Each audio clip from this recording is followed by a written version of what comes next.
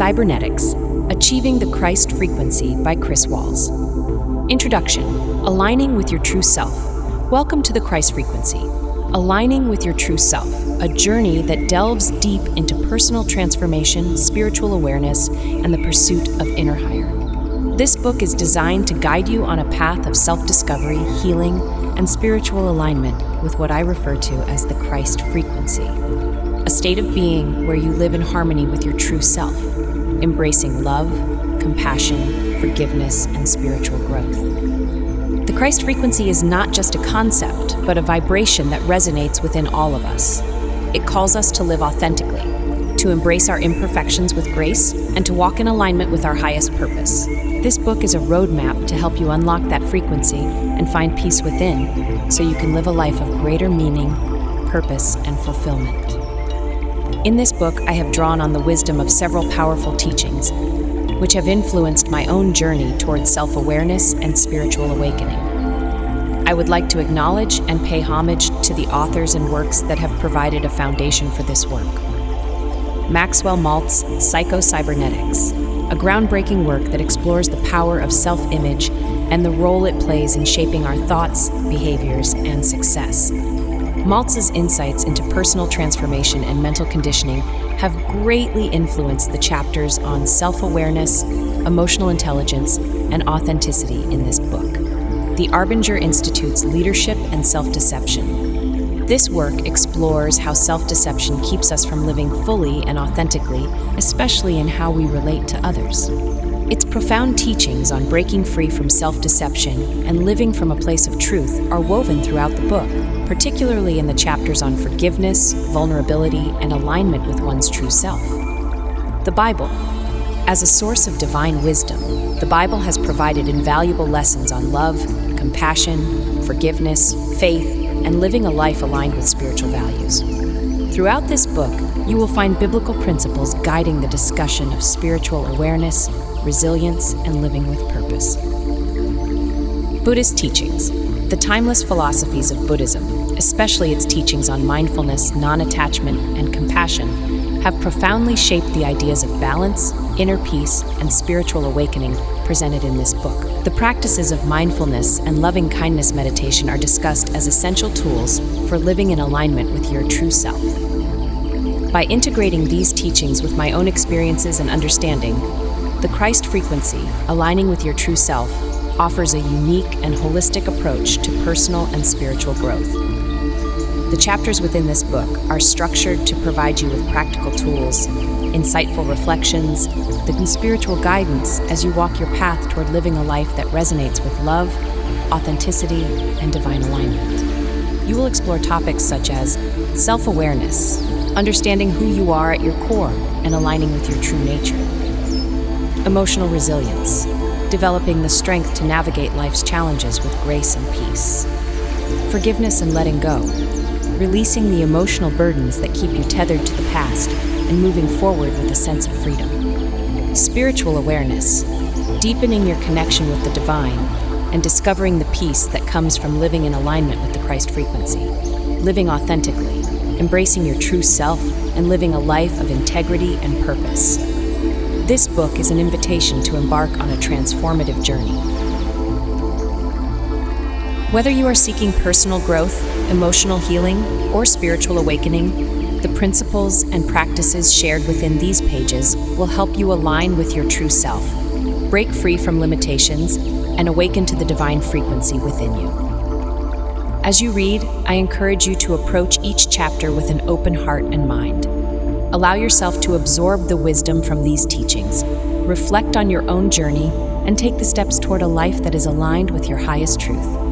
Thank you for joining me on this journey. May the path ahead bring you closer to the Christ Frequency, where peace, purpose, and fulfillment await. Chapter 1. The Inner Mirror. Understanding self-image and the foundation of all change. We all have an inner mirror, a reflection of how we perceive ourselves that ultimately shapes the world around us. How we see ourselves determines what we believe is possible, how we interact with others, and the trajectory of our lives. But the question is, how accurate is this reflection? More often than not, our self-image is distorted by the experiences we've endured, the judgments of others, and the insecurities we've carried throughout our lives. One of the most transformative lessons I've learned is that our self-image is the foundation of all change. It is the lens through which we view the world and ourselves, and it can either empower us or limit us. This chapter will explore the nature of self-image and how it can be reshaped to align with your highest potential. By understanding the power of your inner mirror, you can begin the journey of creating the life you truly desire. The power of self-image. Your self-image acts as a mental blueprint, determining what you believe you are capable of achieving. Maxwell Maltz's Psycho-Cybernetics teaches us that if we see ourselves as confident, successful, and capable, we unconsciously act in ways that lead us to success. Conversely, if we view ourselves as inadequate or undeserving, we sabotage our own efforts, often without even realizing it. Consider for a moment how your self-image influences your daily decisions. When you wake up in the morning and look in the mirror, what do you see? Do you see someone who is worthy of love, success, and happiness? Or do you see someone who is struggling, unworthy, or destined for failure? The way you answer these questions reflects the core of your self-image, and that perception will shape your actions throughout the day. If you view yourself negatively, you'll find it difficult to pursue new opportunities, develop meaningful relationships, or achieve personal growth. On the other hand, when you reshape your self-image to align with your true potential, you open the door to unlimited possibilities. Breaking free from the past. Many people are trapped in the past, allowing old failures, traumas, and criticisms to define their self-image. Perhaps you were told as a child that you weren't good enough, or that you'd never amount to anything. These negative beliefs, when internalized, become the foundation of your self-image, and they can persist long into adulthood. This is where the teachings from the Bible offer profound wisdom. The concept of renewal is central to Christian teachings. Romans 12:2 says, "Do not conform to the pattern of this world, but be transformed by the renewing of your mind." To transform your life, you must first renew your mind, and that begins with letting go of the distorted self-image that has held you back. Forgiveness plays a crucial role in this process. You must forgive yourself for past mistakes, for the times you've fallen short, and for the moments when you allowed others' opinions to define you. Equally important is forgiving those who contributed to your negative self-perception. Holding on to resentment only perpetuates the pain and keeps you anchored to a version of yourself that no longer serves you. The connection between self-image and self-deception. The concept of self-deception, as explored in leadership and self-deception, reveals how we often deceive ourselves into believing that our negative self-image is justified. We create stories and narratives to explain why we are not good enough, why we failed, or why we cannot succeed. These stories, although comforting in the short term, reinforce our distorted self-image and keep us stuck in a cycle of self-sabotage. For example, imagine someone who believes they are unworthy of success. When they experience failure, they may tell themselves, "See, I knew I wasn't good enough. I knew I would fail." This narrative becomes a self-fulfilling prophecy. They approach future opportunities with hesitation and doubt, expecting failure, and as a result, they continue to fail. The first step to breaking free from self-deception is to recognize when you're lying to yourself. Pay attention to the stories you tell yourself about your abilities, worth, and potential. Are these stories based on reality, or are they distortions created by fear and insecurity? Once you identify these false narratives, you can begin to challenge them and replace them with empowering beliefs that align with the truth of who you are. Rewriting your inner narrative. The good news is that self-image is not fixed. You have the power to rewrite the narrative of who you are and what you are capable of achieving. This process requires conscious effort, but it is one of the most rewarding journeys you will ever undertake. Start by visualizing the person you want to become. Close your eyes and imagine your ideal self, someone who is confident, successful, and at peace with themselves. What does this version of you look like? How do they act? What kind of relationships do they have? What goals do they pursue? Once you have a clear picture of your ideal self, begin to act as if you are already that person. This is a concept known as acting as if, and is a powerful tool for reshaping your self-image. When you consistently behave in ways that align with your ideal self, your mind begins to accept this new identity as reality. In Psycho-Cybernetics, Maltz emphasizes the importance of daily affirmations and mental exercises to reinforce this new self-image. By repeating positive affirmations such as, "I am worthy of success," or "I am confident and capable," you reprogram your mind to accept these beliefs as true. Over time, your actions and behaviors will align with these new beliefs, and your self-image will begin to transform. The freedom of self-acceptance.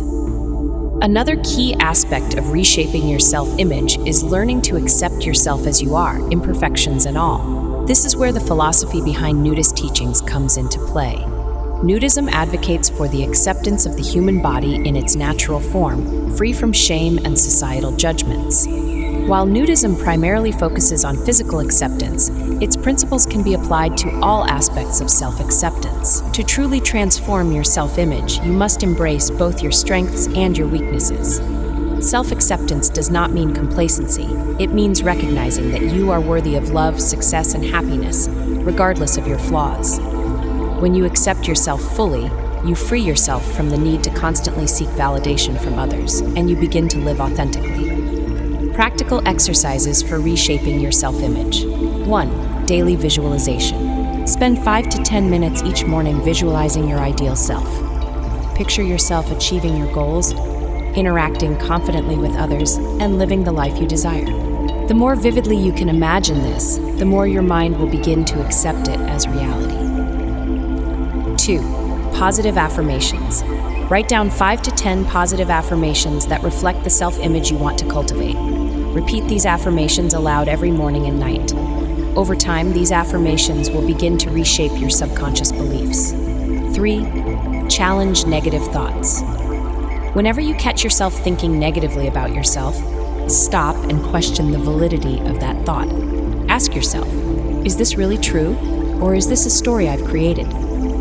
Replace the negative thought with a positive affirmation. 4. Self-reflection. Journaling.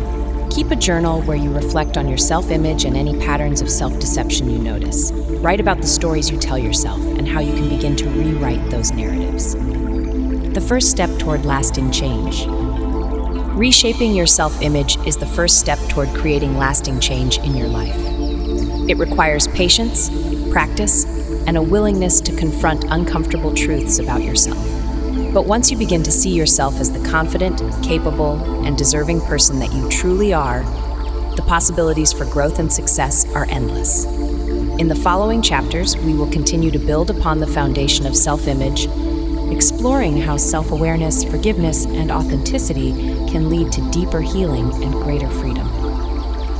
Remember, the key to transformation begins with how you see yourself. When you change your self-image, you change your life. Chapter 2. The Nature of Deception. Breaking free from self-lies and the hidden battle within. At some point in our lives, most of us have been trapped in the lies we tell ourselves. These aren't always overt, conscious deceptions, but subtle distortions of reality that quietly shape our thoughts, feelings, and actions. We convince ourselves that we are victims, that we are unworthy, that others are the cause of our unhappiness. And these beliefs become so ingrained that they feel like undeniable truths. The power of self-deception is immense. It can cloud our judgment, sabotage our relationships, and prevent us from reaching our full potential. Breaking free from these falsehoods is essential to living a life of authenticity, growth, and inner peace. In this chapter, we will explore the concept of self-deception as it relates to self-image, relationships, and personal growth. Drawing insights from leadership and self-deception, we will look at how our minds create narratives to protect us from uncomfortable truths and how we can break these cycles. We'll also integrate biblical principles of honesty and truth, as well as nudist philosophies on authenticity to help you begin living more authentically and intentionally. Understanding self-deception. At its core, self-deception is the act of lying to ourselves. It often stems from a desire to avoid facing uncomfortable truths about who we are, how we feel, or what we've done. We tell ourselves stories to justify our actions or inactions, and over time, these stories become the lens through which we see the world. In Leadership and Self-Deception, the authors describe self-deception as being in the box. When we are in the box, we see others and ourselves through a distorted lens. We become defensive, blaming others for our problems, and in doing so, we avoid taking responsibility for our own actions. This distorted perception not only hurts us, but also damages our relationships with others. Consider how self-deception might play out in your life. Perhaps you've convinced yourself that you're not good enough to pursue your dreams, so you don't even try. Or maybe you've told yourself that someone else is to blame for your unhappiness, avoiding the difficult truth that you have control over your own emotions and reactions. The first step to breaking free from self-deception is recognizing when it's happening. Pay attention to the stories you tell yourself. Are they based on reality, or are they convenient excuses to avoid facing the truth? The consequences of self-deception. Self-deception may feel comforting in the short term, but its long-term consequences are damaging. When we lie to ourselves, we prevent growth, healing, and true self-awareness. Instead of confronting the areas of our lives that need improvement, we remain stuck in a cycle of blame, defensiveness, and stagnation. From a biblical perspective, truth is a central theme in the path to spiritual growth. Proverbs 12:22 says, "The Lord detests lying lips, but he delights in people who are trustworthy." The Bible teaches that living in truth is essential for personal integrity and growth. When we deceive ourselves, we move away from the light of truth, making it harder to see ourselves and our situations clearly. On a personal level, self-deception keeps us from addressing the root causes of our struggles. For example, if you're constantly blaming others for your failures or unhappiness, you're missing the opportunity to take responsibility for your own life and make positive changes. This leads to a sense of helplessness, right, as you convince yourself that external factors control your destiny. Self-deception also damages our relationships with others. When we blame others for our problems, we create conflict and distance. We stop seeing others as people with their own needs, desires, and struggles, and instead, we view them as obstacles or threats. This not only harms our relationships, but also fuels our feelings of isolation and frustration. Breaking free from self-deception. The good news is that we can break free from the cycle of self-deception. This process requires honesty, humility, and a willingness to confront uncomfortable truths about ourselves. While it may be challenging at first, the rewards of living authentically far outweigh the temporary discomfort. Here are some steps to help you break free from self-deception. 1. Practice radical honesty. The first step to overcoming self-deception is practicing radical honesty with yourself. This means being willing to confront uncomfortable truths about your thoughts, feelings, and actions. Ask yourself, am I being completely honest with myself right now? This practice may reveal painful truths, but it's the only way to move forward. 2. Take responsibility for your actions. Self-deception often leads us to blame others for our problems. To break free from this cycle, take responsibility for your actions and reactions. Recognize that while you can't control what happens to you, you can control how you respond to it. 3. Challenge your narratives. We all have stories we tell ourselves about who we are and how the world works. These narratives often reinforce our self-deception. Take time to reflect on these stories. Are they based on reality, or are they convenient excuses? Challenge the stories that keep you stuck in self-deception. 4. Embrace vulnerability. Breaking free from self-deception requires vulnerability. You must be willing to admit when you're wrong, when you've made a mistake, or when you've been dishonest with yourself. This can be difficult, but vulnerability is a powerful tool for growth and connection, living authentically. Once you begin to break free from self-deception, you can start living more authentically. Authenticity means aligning your actions with your values and beliefs. It means being true to yourself, even when it's difficult or uncomfortable. The philosophy of nudism offers a valuable perspective on authenticity. Nudism encourages people to embrace their natural selves, free from societal expectations and judgments. While nudism focuses on physical acceptance, its principles can be applied to all aspects of life. Living authentically means accepting yourself as you are, imperfections and all, and showing up as your true self in every situation. In the Bible, authenticity is closely tied to the concept of integrity. Proverbs 10:9 says, "Whoever walks in integrity walks securely, but whoever takes crooked paths will be found out." Living authentically, with integrity, leads to a sense of inner security and peace.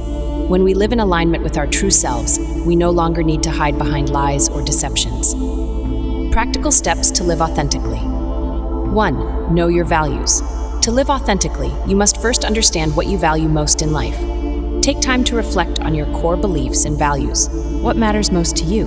What kind of person do you want to be? Once you've identified your values, make a conscious effort to align your actions with them. 2. Be honest in your relationships. Authenticity in relationships requires honesty.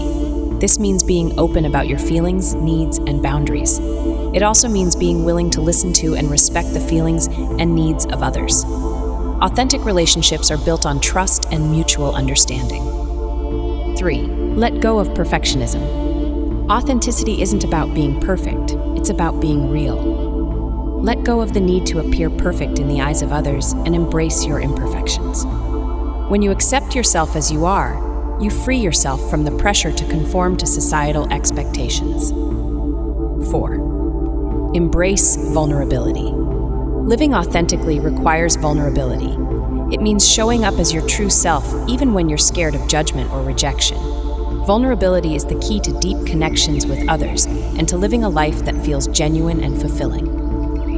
The freedom of truth. Breaking free from self-deception is not an easy task, but it is one of the most liberating things you can do for yourself. When you live in truth, you free yourself from the chains of blame, shame, and defensiveness. You begin to see yourself and others more clearly, and you open the door to deeper connections and personal growth. In the next chapter, we will explore how self-awareness builds upon the foundation of authenticity, and how recognizing our thoughts and feelings allows us to live more intentionally and with greater inner peace. Remember, the journey to inner peace begins with truth. Truth about who you are and the choices you make. Chapter 3. Spiritual Awakening Through Peace and Forgiveness. The Power of Forgiveness. Forgiveness is one of the most powerful yet misunderstood concepts in personal growth and spiritual awakening. At its core, forgiveness is not about condoning the actions of others or forgetting the pain they've caused us. Rather, it's about releasing the emotional burden that we carry as a result of holding on to resentment and anger. It is a path toward peace. Peace within ourselves and peace in our relationships with others. Many of us carry emotional baggage from the past, whether it's from hurtful words spoken by a loved one, betrayal by a friend, or mistakes we've made that we can't seem to let go of. These unhealed wounds weigh heavily on our hearts and minds, keeping us from living in the present and achieving true inner peace. Forgiveness is the key to releasing these burdens and awakening to a life filled with serenity and spiritual clarity. In this chapter, we will explore the transformative power of forgiveness, drawing from the teachings of the Bible, Psycho-Cybernetics, and leadership and self-deception. We'll also look at how forgiveness relates to the freedom and self-acceptance advocated in nudist philosophies, the Bible, and Buddhist teachings. Through forgiveness, we can begin the journey to lasting inner peace and spiritual awakening. Forgiveness in the Bible, a path to peace. Forgiveness is a central theme in many religious teachings, and the Bible provides profound wisdom on the importance of forgiveness in achieving spiritual growth. One of the most well-known passages on forgiveness comes from Matthew 6:14-15. For if you forgive other people when they sin against you, your heavenly Father will also forgive you. But if you do not forgive others their sins, your Father will not forgive your sins. This passage highlights the reciprocal nature of forgiveness. In order to receive forgiveness and grace, we must also extend it to others. This isn't always easy. In fact, forgiving those who have hurt us can feel impossible at times, especially when the wounds run deep. However, the Bible teaches that forgiveness is not just for the benefit of the other person. It is for us. When we forgive, we release the toxic emotions of anger, bitterness, and resentment, that poison our souls and block us from experiencing true peace. It's important to remember that forgiveness doesn't mean excusing bad behavior or minimizing the hurt caused. Rather, it's about freeing yourself from the emotional prison that comes with holding on to past wrongs. When we refuse to forgive, we continue to relive the pain and allow it to dictate our thoughts and actions. Forgiveness is the act of letting go, not for the benefit of the other person, but for your own peace and spiritual well-being. Self-forgiveness, healing the inner wounds. While forgiving others is essential, self-forgiveness is just as important and often even harder to achieve. Many of us carry deep shame, guilt, and regret over mistakes we've made in the past. We berate ourselves for not being perfect, for making wrong decisions, or for hurting others. These unresolved feelings of guilt keep us stuck in a cycle of self-punishment, preventing us from moving forward in life and finding peace. In Psycho-Cybernetics, Maxwell Maltz emphasizes the importance of self-forgiveness in transforming our self-image. He explains that we cannot grow and evolve if we continue to see ourselves as unworthy or unforgivable. The mind, he argues, cannot thrive under the weight of guilt and shame. In order to unlock our true potential, we must first forgive ourselves for the mistakes we've made and the ways we've fallen short. Self-forgiveness is about acknowledging that you are human, that you've made mistakes, and that those mistakes do not define your worth. When we forgive ourselves, we give ourselves permission to heal and grow. We stop seeing ourselves as broken or flawed and start recognizing our inherent value and potential. One powerful exercise in self-forgiveness is to write yourself a letter of apology. In this letter, acknowledge the mistakes you've made, express remorse, and then forgive yourself. Remind yourself that you are worthy of love and peace despite the imperfections of the past. The role of forgiveness in personal growth. In leadership and self-deception, the authors highlight how self-deception and blame can hinder personal growth and damage relationships. When we deceive ourselves about our own actions, we tend to blame others for our problems and avoid taking responsibility for our own lives. This leads to a cycle of resentment and conflict that keeps us from growing. Forgiveness plays a critical role in breaking this cycle. By forgiving others, we release the need to blame them for our unhappiness. By forgiving ourselves, we take responsibility for our own growth and well-being.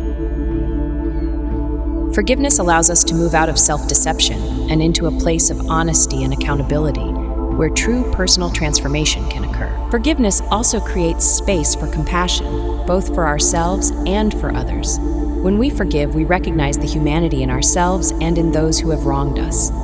We understand that we are all imperfect, that we all make mistakes, and that we are all deserving of grace.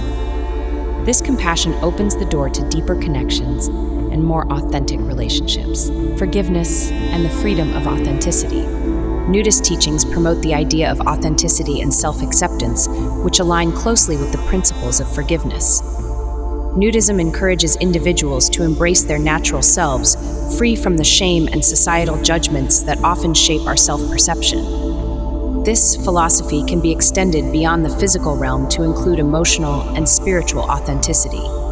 Forgiveness is an act of emotional authenticity. When we forgive, we let go of the false narratives we've created about ourselves and others. We stop pretending that we're invulnerable or that others are entirely to blame for our suffering.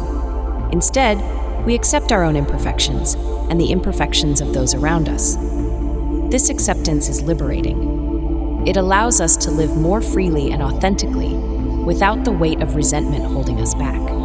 Living authentically means being true to who we are, without hiding behind the walls of anger, bitterness, or self-judgment.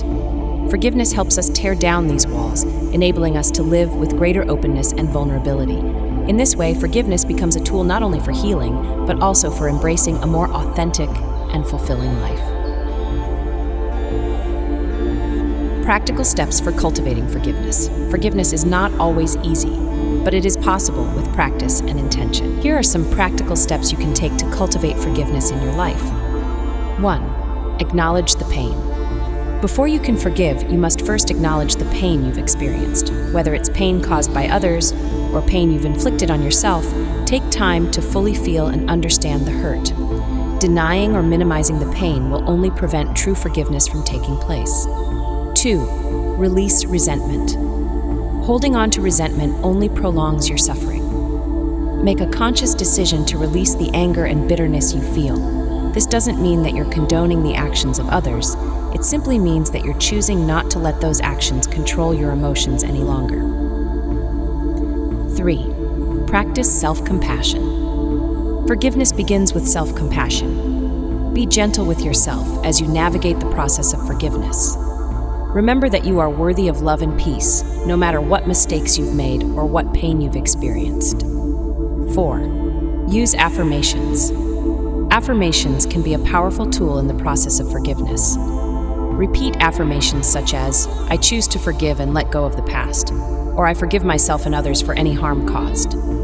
Over time, these affirmations will help shift your mindset toward forgiveness and healing. 5. Seek support. Forgiveness is a deeply personal journey, but it doesn't have to be a solitary one. Surround yourself with supportive people who can offer guidance, encouragement, and understanding as you work through the process of forgiveness. Awakening through forgiveness. Forgiveness is not just a one-time act. It is a practice that we must continually cultivate in our lives. Through forgiveness, we can awaken to a deeper sense of peace, both within ourselves and in our relationships with others. It allows us to release the burdens of the past, heal emotional wounds, and move forward with greater clarity and freedom. As you continue on your journey toward inner peace and spiritual awakening, remember that forgiveness is the key that unlocks the door to lasting peace. Whether you are forgiving others or yourself, this practice will help you transcend the pain of the past and embrace the possibilities of the present. In the next chapter, we will explore the concept of self-acceptance and how embracing your true self can lead to even greater freedom and peace. Chapter 4. The freedom of self-acceptance and embracing who you truly are. We live in a world that constantly encourages us to be more successful, more attractive, more intelligent, more perfect. But what if true peace and happiness aren't found in striving to be more, but rather in accepting who we are, flaws and all? Self-acceptance is the key to living a fulfilling and authentic life. It means embracing every part of yourself, your strengths, your weaknesses, your physical appearance, your emotions, and even your past mistakes.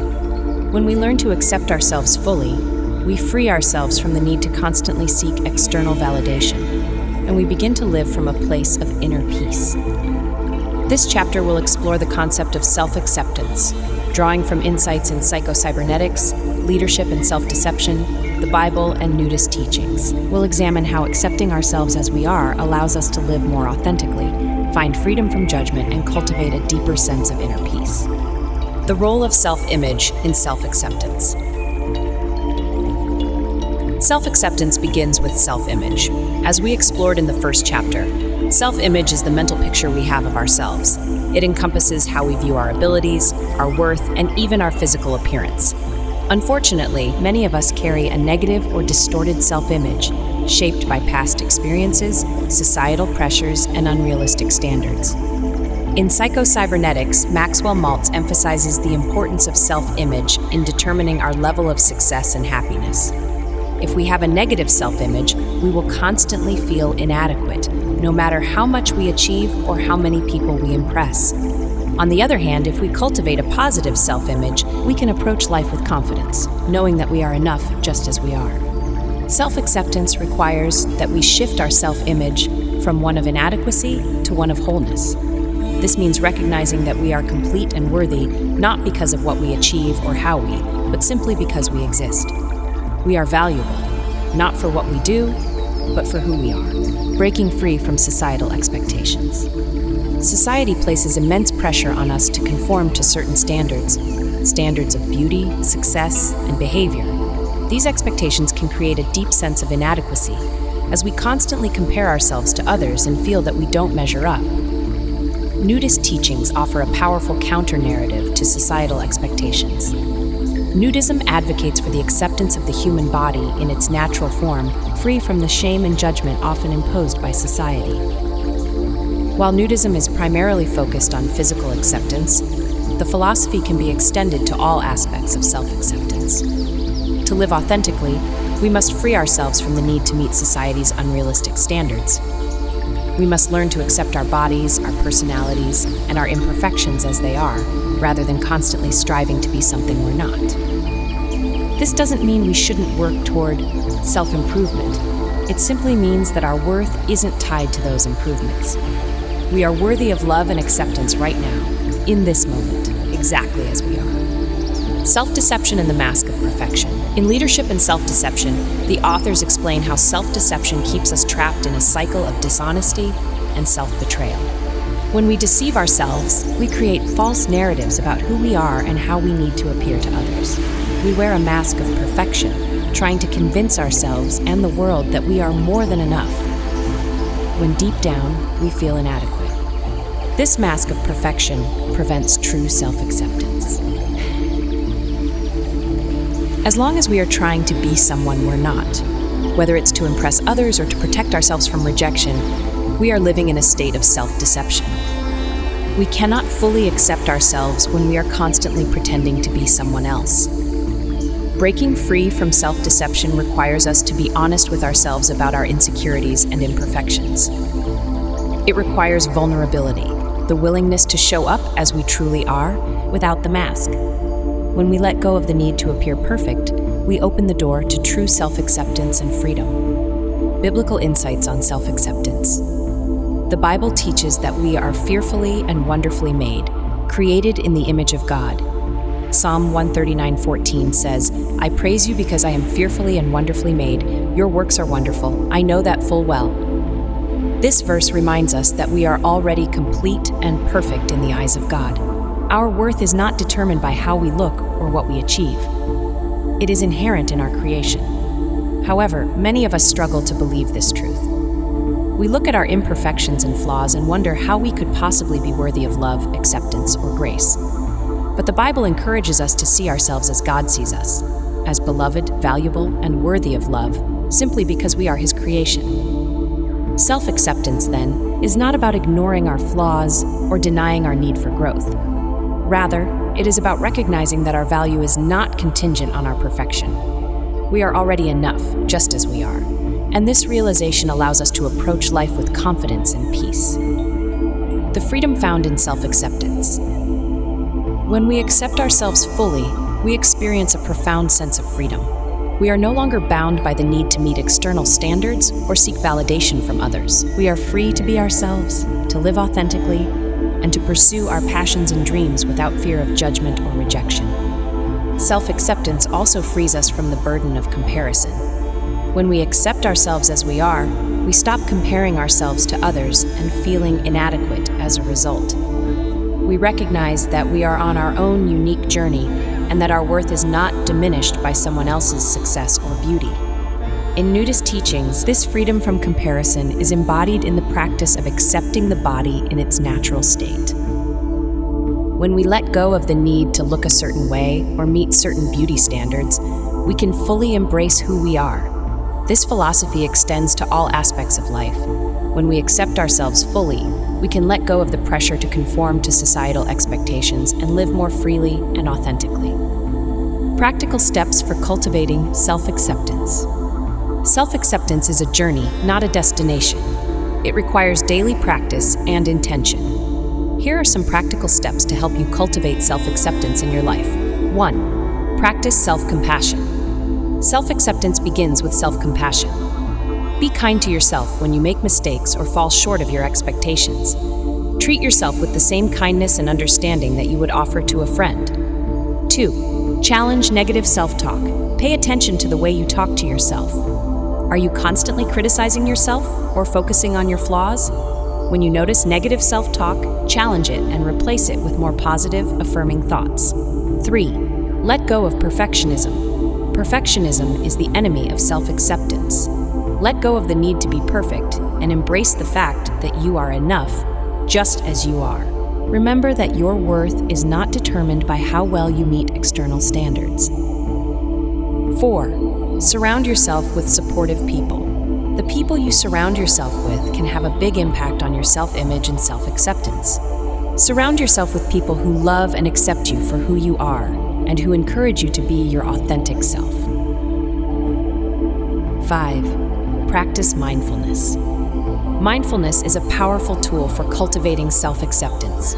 It helps you become more aware of your thoughts and feelings and allows you to observe them without judgment. By practicing mindfulness, you can learn to accept yourself in the present moment without the need to change or fix anything. The journey to true freedom. Self-acceptance is not a destination you reach once and for all. It is a journey that requires ongoing practice and intention. As you continue on this journey, remember that you are worthy of love, acceptance, and peace, just as you are. You don't need to be perfect to be valuable. You don't need to meet society's standards to be enough. When you fully accept yourself, you experience a profound sense of freedom. You are free to live authentically, free from the need for external validation, and free from the burden of comparison. This freedom allows you to pursue your dreams and live a life that is true to who you are. In the next chapter, we will explore how inner peace is cultivated through daily practices such as meditation and mindfulness. These practices, when combined with self-acceptance, will help you find deeper peace and fulfillment in your life. Chapter 5. The Path to Inner Peace and Cultivating Peace in a Chaotic World. In today's fast-paced world, finding peace can feel like an impossible task. The demands of work, family, and societal expectations often leave us feeling overwhelmed, stressed, and disconnected from ourselves. However, inner peace is not something that is found outside of us. It is cultivated from within, through intentional practices that quiet the mind and center the spirit. Inner peace is more than just a momentary feeling of calm. It is a state of being that allows you to navigate life's challenges with grace, confidence, and clarity. When we are at peace within ourselves, external events no longer have the power to destabilize us. We become grounded, resilient, and able to maintain a sense of equilibrium, no matter what life throws our way. In this chapter, we will explore the path to inner peace, drawing from the teachings of Psycho-Cybernetics, leadership and self-deception, the Bible, and Buddhist philosophies. We'll examine how daily practices such as mindfulness, meditation, and self-awareness can help you cultivate lasting inner peace. The mind is a garden, tending to your thoughts. One of the central lessons from Psycho-Cybernetics is that the mind is like a garden. It will grow whatever seeds you plant in it. If you plant seeds of doubt, fear, and negativity, your mind will cultivate those thoughts, and they will dominate your experience. However, if you plant seeds of peace, positivity, and confidence, you can cultivate a mental environment that supports your inner well-being. Inner peace begins with managing your thoughts. Many of us are unaware of the constant stream of negative thoughts that run through our minds each day. These thoughts, whether they are about our inadequacies, our fears, or our frustrations, have the power to disrupt our peace and cause inner turmoil. The first step to cultivating inner peace is to become aware of your thoughts and the effect they have on your mental state. By practicing mindfulness, you can learn to observe your thoughts without judgment and choose which thoughts you want to give power to. This practice helps you create a more peaceful inner environment where positive and constructive thoughts can thrive. Mindfulness, being present in the moment. Mindfulness is the practice of being fully present in the moment, without judgment or attachment to thoughts, emotions, or external circumstances. It is a powerful tool for cultivating inner peace because it allows you to step out of the constant chatter of the mind and into the stillness of the present moment. In Leadership and Self-Deception, the authors discuss how self-deception often pulls us away from the present moment as we get caught up in narratives about the past or worries about the future. When we are trapped in these mental stories, we lose sight of the reality in front of us, and we become disconnected from ourselves and others. Mindfulness helps you break free from the cycle of self-deception by bringing your awareness back to the present moment. Instead of getting lost in thoughts about what happened yesterday or what might happen tomorrow, mindfulness teaches you to focus on what is happening right now. This practice not only reduces stress and anxiety, but also creates a sense of peace and clarity that allows you to navigate life with greater ease. Biblical wisdom on peace. The Bible offers timeless wisdom on the pursuit of peace, both within ourselves and in our relationships with others. Philippians 4:6-7 says, "Do not be anxious about anything, but in every situation, by prayer and petition, with thanksgiving, present your requests to God, and the peace of God, which transcends all understanding, will guard your hearts and your minds in Christ Jesus." This passage reminds us that peace is not something we have to strive for on our own. It is a gift from God that is available to us when we turn to Him in prayer and trust. When we surrender our anxieties and worries to a higher power, we open ourselves up to a peace that goes beyond human understanding. A peace that grounds us even in the midst of life's challenges. In addition to prayer, the Bible encourages us to practice forgiveness, kindness, and compassion as pathways to peace. In Matthew 5:9, Jesus says, "Blessed are the peacemakers, for they will be called children of God." This teaches us that peace is something we not only cultivate within ourselves, but also extend to others. By creating harmony in our relationships and practicing forgiveness, we contribute to a more peaceful world. Meditation is prayer, quieting the mind. Meditation is another powerful tool for cultivating inner peace. While mindfulness focuses on bringing awareness to the present moment, meditation is the practice of quieting the mind altogether. It allows you to step away from the constant stream of thoughts and tap into the stillness and peace that exists beneath the surface. In Psycho-Cybernetics, Maxwell Maltz discusses how relaxation and mental stillness are essential for achieving success and inner peace. He encourages the practice of mental relaxation to calm the nervous system and create a space for creativity and clarity to emerge. Meditation is a way to cultivate this mental relaxation. It allows you to create a sanctuary within your mind where you can retreat from the stresses of the outside world and reconnect with your inner self. By practicing meditation regularly, you can train your mind to be more peaceful and resilient, even in the face of external challenges. There are many different forms of meditation, from focused attention on the breath to guided visualizations and silent reflection. The key is to find a practice that resonates with you and to make it a consistent part of your daily routine. Buddhist teachings on presence and connection. Buddhist teachings emphasize the importance of being present in your body and embracing life without shame or judgment. This philosophy encourages individuals to connect with their bodies and the natural world in a way that fosters peace, acceptance, and authenticity. In the context of inner peace, the practice of being present in your body is a powerful way to ground yourself and find peace in the present moment. So often we are disconnected from our bodies, living in our heads, and allowing our thoughts to dominate our experience. Buddhist teachings remind us that peace is not just a mental state, it is a physical and emotional state as well. When we learn to be fully present in our bodies, without judgment or shame, we create a deeper connection with ourselves and the world around us.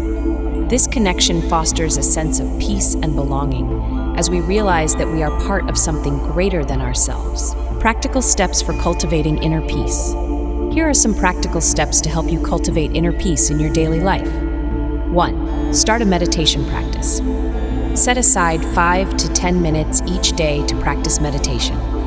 Find a quiet space where you can sit comfortably and focus on your breath or a peaceful image. As thoughts arise, gently let them go and return your focus to your point of attention. 2. Practice mindfulness throughout the day. You don't need to be sitting in meditation to practice mindfulness. Throughout the day, bring your awareness to the present moment. Whether you're eating a meal, walking in nature, or having a conversation, practice being fully present and engaged. 3. Create a daily gratitude ritual. Gratitude is a powerful way to cultivate inner peace.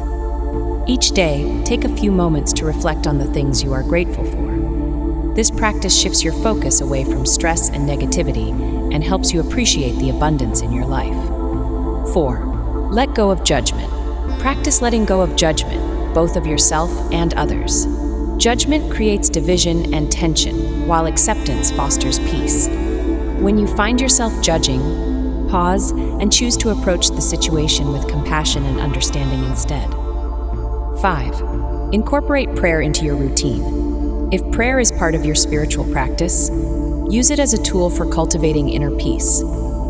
Turn to prayer when you feel anxious or overwhelmed, and trust that peace will come when you surrender your worries to a higher power. The path to lasting peace.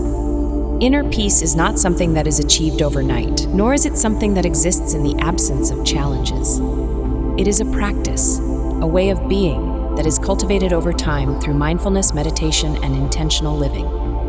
When you commit to these practices, you create a foundation of peace that allows you to navigate life's ups and downs with grace and clarity. As you continue on your journey toward inner peace, remember that the mind, like a garden, must be tended to daily. By practicing mindfulness, meditation, gratitude, and self-awareness, you will cultivate a peaceful inner environment that allows you to thrive, no matter what challenges arise. In the next chapter, we will explore how vulnerability and authenticity are essential components of inner peace, and how embracing your true self can lead to deeper connections and greater fulfillment. Chapter 6. Finding freedom through vulnerability and authenticity. The power of vulnerability. In a world that often values strength and independence, vulnerability can be seen as a weakness. We are taught to hide our imperfections, shield our emotions, and present ourselves as confident and unshakable. Yet, true freedom and inner peace come not from hiding our vulnerabilities, but from embracing them. Vulnerability is the willingness to be seen as you truly are, without the masks or defenses that we often use to protect ourselves from judgment or rejection. It requires courage, honesty, and the ability to face your fears head-on. Paradoxically, it is in embracing vulnerability that we discover our true strength. By allowing ourselves to be open, we build deeper connections with others, find acceptance within ourselves, and move toward greater spiritual and emotional freedom. This chapter explores how vulnerability and authenticity are critical for personal growth and connection. Drawing from Psycho-Cybernetics, leadership and self-deception, the Bible and Buddhist teachings, we will learn how embracing our authentic selves helps us cultivate lasting inner peace and more meaningful relationships. The masks we wear, self-deception and authenticity. In Leadership and Self-Deception, the authors explain how self-deception keeps us trapped in patterns of dishonesty, both with ourselves and with others. We put up emotional and psychological barriers to protect ourselves, but in doing so, we block the possibility of true connection and growth. These barriers become the masks we wear, the false identities we create to avoid vulnerability and maintain control. When we wear these masks, we present only a curated version of ourselves to the world. We hide our insecurities, our fears, and our flaws, convinced that revealing them will lead to rejection or judgment. However, these masks prevent us from living authentically. They keep us disconnected from ourselves and from others, leading to loneliness, isolation, and inner conflict. Breaking free from self-deception requires us to remove these masks and embrace vulnerability. It means acknowledging our imperfections and being honest with ourselves and others about who we truly are. This authenticity is the foundation of inner peace and emotional freedom. Buddhist teachings on vulnerability and acceptance. Buddhist philosophy teaches that suffering arises from our attachment to the false self, the ego, which is constantly seeking approval, control, and validation. In Buddhism, the path to enlightenment involves letting go of this attachment and embracing the truth of who we are, free from ego-driven desires and fears. One of the key tenets of Buddhism is the practice of anicca, or impermanence. This teaching reminds us that all things, our emotions, thoughts, relationships, and even our sense of self, are constantly changing. By accepting this impermanence, we learn to let go of the need for control and perfection. Vulnerability, then, becomes a natural part of this process. Instead of fearing change or imperfection, we learn to accept it with compassion and understanding. Buddhism also emphasizes the practice of metta, or loving kindness. This practice encourages us to cultivate love and compassion for ourselves and others, including our vulnerabilities. Through metta, we learn to treat our imperfections not as weaknesses, but as opportunities for growth and connection. This compassionate self-acceptance is essential for living authentically and finding peace. The Bible and the strength in vulnerability. The Bible also offers powerful lessons on vulnerability and authenticity. One of the most profound examples of this is found in 2 Corinthians 12, where the Apostle Paul says, "But he said to me, 'My grace is sufficient for you, for my power is made perfect in weakness. Therefore I will boast all the more gladly about my weaknesses, so that Christ's power may rest on me.'" This passage reminds us that our vulnerabilities are not weaknesses, but opportunities for grace and growth. By acknowledging our limitations and imperfections, we allow ourselves to rely on God's strength rather than our own. Vulnerability then becomes a path to spiritual empowerment, as it allows us to surrender our need for control and trust in something greater than ourselves. The Bible also emphasizes the importance of honesty and truthfulness in our relationships with others. In Ephesians 4:25, we are encouraged to speak the truth to one another. Living authentically means being truthful, not just in our words, but in how we present ourselves. It requires that we show up fully as who we are, without hiding behind facades or pretending to be something we're not. The freedom of authenticity. When we embrace vulnerability and authenticity, we free ourselves from the burden of pretending to be someone we're not. We let go of the need for approval, validation, and control, and instead, we live in alignment with our true selves. This freedom allows us to experience life more fully, with greater peace and joy. In Psycho-Cybernetics, Maxwell Maltz emphasizes the importance of self-image in achieving success and happiness. He explains that our self-image must be based on truth, on who we really are if we are to experience true fulfillment. When our self-image is distorted by the masks we wear, we cannot achieve lasting peace. However, when we accept ourselves as we are, we create a self-image that aligns with our authentic selves, leading to greater confidence and inner harmony. Living authentically also strengthens our relationships. When we are vulnerable and open with others, we create space for deeper connection and trust. People are drawn to authenticity, and by showing up as our true selves, we invite others to do the same. This creates relationships that are built on mutual understanding, respect, and compassion. Buddhist practices for embracing vulnerability. Buddhist teachings offer several practices that can help us embrace vulnerability and live more authentically. 1. Mindfulness meditation. Mindfulness teaches us to observe our thoughts, emotions, and experiences without judgment. By practicing mindfulness, we become more aware of our vulnerabilities and how we respond to them. This awareness allows us to accept our imperfections with compassion rather than fear or avoidance. 2. Non-attachment. Buddhism teaches that attachment to the ego and the false self leads to suffering. By practicing non-attachment, we learn to let go of the need for approval and control. This helps us embrace vulnerability without fear, as we no longer define ourselves by external validation. 3. Loving kindness meditation. The practice of metta encourages us to cultivate love and compassion for ourselves and others.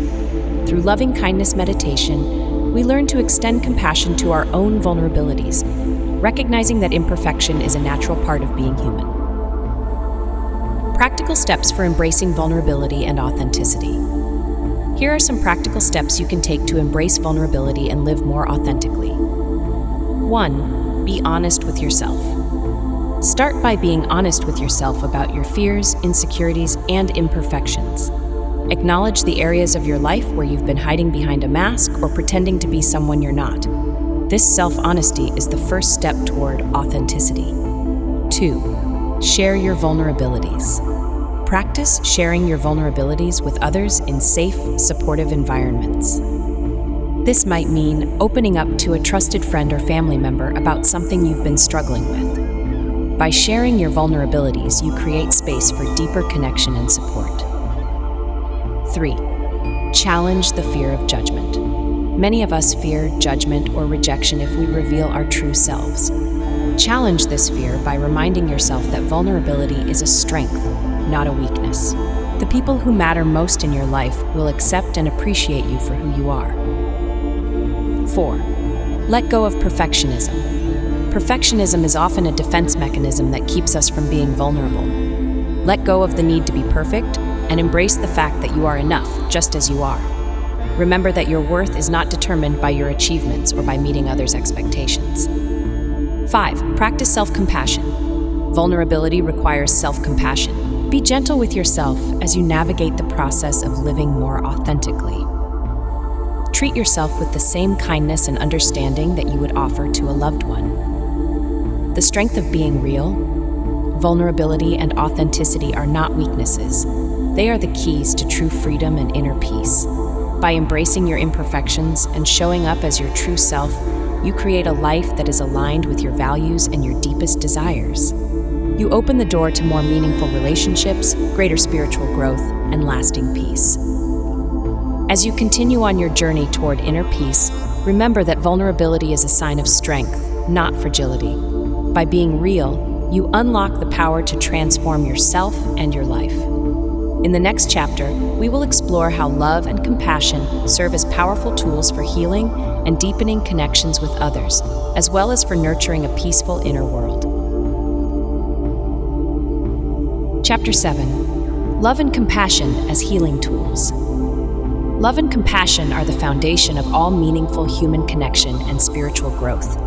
They are the forces that unite us with others, heal our wounds, and create harmony both within ourselves and in the world around us. When we approach life with love and compassion, we not only foster deeper relationships, but we also nurture a sense of peace and fulfillment within ourselves. In many ways, love and compassion are the antidotes to suffering. While pain, fear, and anger isolate us and close us off from others, love and compassion open our hearts and allow us to connect on a deeper level. These qualities dissolve barriers and judgments, reminding us that we are all part of a shared human experience. In this chapter, we will explore the transformative power of love and compassion, drawing insights from Psycho-Cybernetics, leadership and self-deception, the Bible, and Buddhist teachings. We'll look at how these qualities can be cultivated to heal emotional wounds, foster deeper connections with others, and create a more peaceful inner world. The role of self-love in personal growth. Love and compassion must begin within. Often, we are our own harshest critics, judging ourselves for our perceived flaws and shortcomings. This internal criticism prevents us from experiencing true peace and happiness. As Psycho-Cybernetics teaches, a healthy self-image is essential for personal growth and success, and self-love is at the core of that self-image. When we practice self-love, we learn to treat ourselves with kindness and understanding, rather than with judgment and criticism. Self-love is not about being arrogant or self-centered.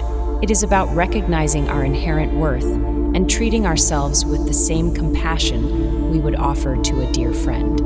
By cultivating self-love, we create a foundation of inner peace that allows us to move through life with confidence and grace. Self-deception and the barriers to compassion. In Leadership and Self-Deception, the authors describe how self-deception leads to distorted thinking, where we justify our negative behaviors and attitudes toward others. This self-deception creates a cycle of blame and defensiveness, preventing us from extending compassion to others or accepting it for ourselves. One of the barriers to compassion is the belief that others are somehow less deserving of our kindness. When we deceive ourselves, we view others as obstacles or threats, rather than as individuals with their own struggles and humanity. This mindset keeps us isolated and disconnected, making it difficult to form meaningful relationships or experience inner peace. Breaking free from self-deception requires us to adopt a mindset of compassion. Compassion allows us to see others for who they truly are, fellow human beings who are also navigating the complexities of life. When we view others with compassion, we soften our judgments and create space for understanding and connection. Biblical teachings on love and compassion. The Bible is filled with teachings on love and compassion, both as expressions of divine will and as virtues to be cultivated in our daily lives. One of the most powerful passages on love is found in 1 Corinthians 13, verse 7, which states, "Love is patient, love is kind.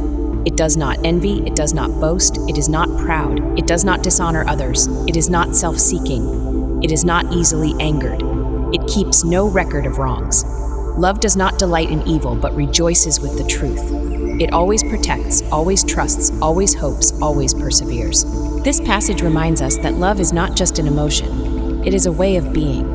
It is expressed through patience, kindness, and forgiveness, and it requires us to let go of selfishness, pride, and anger. Love, according to the Bible, is the highest calling we can aspire to, and it is through love that we find healing and peace. Compassion is also central to the teachings of Jesus. In Matthew 9:36, we are told that when he saw the crowds, he had compassion on them because they were harassed and helpless, like sheep without a shepherd. Jesus' compassion for others was rooted in his ability to see their suffering and respond with kindness and care. As followers of his teachings, we are called to practice the same compassion in our own lives, both for ourselves and for others. Buddhist teachings on compassion and loving kindness. In Buddhism, compassion, karuna, and loving kindness, metta, are considered essential qualities for achieving enlightenment. Compassion is the deep understanding of the suffering of others, coupled with the desire to alleviate that suffering. Loving kindness is the practice of extending goodwill, love, and kindness to all beings, without discrimination or expectation of anything in return. Buddhist teachings emphasize that love and compassion are not limited to those closest to us. They must be extended to all beings, including those we may not like or agree with. This is known as boundless compassion, the ability to love and care for others even when it is difficult. This practice helps dissolve feelings of anger, resentment, and judgment, creating a sense of unity and interconnectedness with all living beings. One of the most well-known Buddhist practices for cultivating compassion and loving kindness is the metta bhavana, or loving kindness meditation. In this meditation, we first cultivate love and kindness for ourselves and then gradually extend that love to others. First to those we care about, then to acquaintances, and finally to all beings. This practice helps develop an open heart and a mind that is free from fear and judgment. The healing power of forgiveness. Forgiveness is an integral part of both love and compassion. When we hold on to resentment or anger toward ourselves or others, we create barriers to love and connection. Forgiveness allows us to release those negative emotions and open ourselves to healing and reconciliation. In both Christian and Buddhist teachings, forgiveness is viewed as a path to inner peace. The Bible teaches that we are called to forgive others as we have been forgiven by God, Matthew 6:14-15. This act of forgiveness is not just for the benefit of the other person, it is for our own peace of mind. By letting go of anger and resentment, we free ourselves from the emotional burden of the past and create space for love to flourish. In Buddhism, forgiveness is also linked to the practice of compassion. We forgive not because the other person deserves it, but because holding on to anger causes suffering for ourselves. By practicing forgiveness, we cultivate a mind of compassion and kindness, both for ourselves and for others. Practical steps for cultivating love and compassion. Love and compassion are practices that require daily attention and intention. Here are some practical steps you can take to cultivate these qualities in your life. 1. Practice loving kindness. Meditation. Set aside a few minutes each day to practice loving kindness meditation. Begin by sending love and kindness to yourself, then gradually extend that love to others, first to loved ones, then to acquaintances, and finally to all beings. 2. Be present in your relationships. Compassion requires that we be fully present with others. Make an effort to truly listen to those around you, without judgment or distraction. By being present, you create space for deeper connection and understanding. 3. Practice self-compassion. Just as you extend compassion to others, make sure you are also treating yourself with kindness. When you make a mistake or experience a setback, resist the urge to be self-critical. Instead, offer yourself the same understanding and compassion that you would offer to a friend. 4. Forgive regularly. Forgiveness is a key component of love and compassion. Make a habit of forgiving others and yourself on a regular basis. Let go of grudges and resentments and choose to approach each new day with an open heart. 5. Perform acts of kindness. Small acts of kindness can have a big impact on both you and others. Look for opportunities to offer kindness to those around you, whether it's through a kind word, a thoughtful gesture, or simply being there for someone who needs support. Love as a path to peace. Love and compassion are not just emotions. They are practices that have the power to transform our lives. By cultivating these qualities, we heal our emotional wounds, deepen our connections with others, and create a more peaceful inner world. Love is the highest calling, and through love, we find the peace, fulfillment, and joy that we seek. As you continue your journey toward inner peace, remember that love and compassion are always available to you. Whether you are extending them to yourself or to others, these qualities will guide you toward a life of greater peace, connection, and purpose. In the next chapter, we will explore how emotional resilience is developed through self-awareness and how this resilience helps us overcome the challenges and adversities we face in life. Chapter 8: Emotional Resilience, the Path to Overcoming Adversity, while gaining the strength to bounce back. Life is filled with ups and downs, joys and sorrows, successes and failures. While we cannot always control the challenges we face, we can cultivate emotional resilience, which is our ability to adapt, recover, and grow stronger in the face of adversity. Emotional resilience allows us to navigate life's obstacles with grace, maintaining our inner peace even when circumstances are difficult. Resilience is not an inherent trait. It is a skill that can be developed through intentional practices and a commitment to self-awareness. It involves recognizing our emotional responses, understanding our triggers, and adopting healthy coping strategies that allow us to bounce back from setbacks. In this chapter, we will explore the concept of emotional resilience, drawing insights from Psycho-Cybernetics, leadership and self-deception, biblical teachings, and Buddhist philosophies.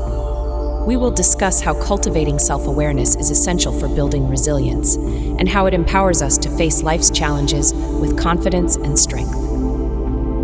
Understanding emotional resilience. Emotional resilience refers to our capacity to withstand and recover from difficult experiences.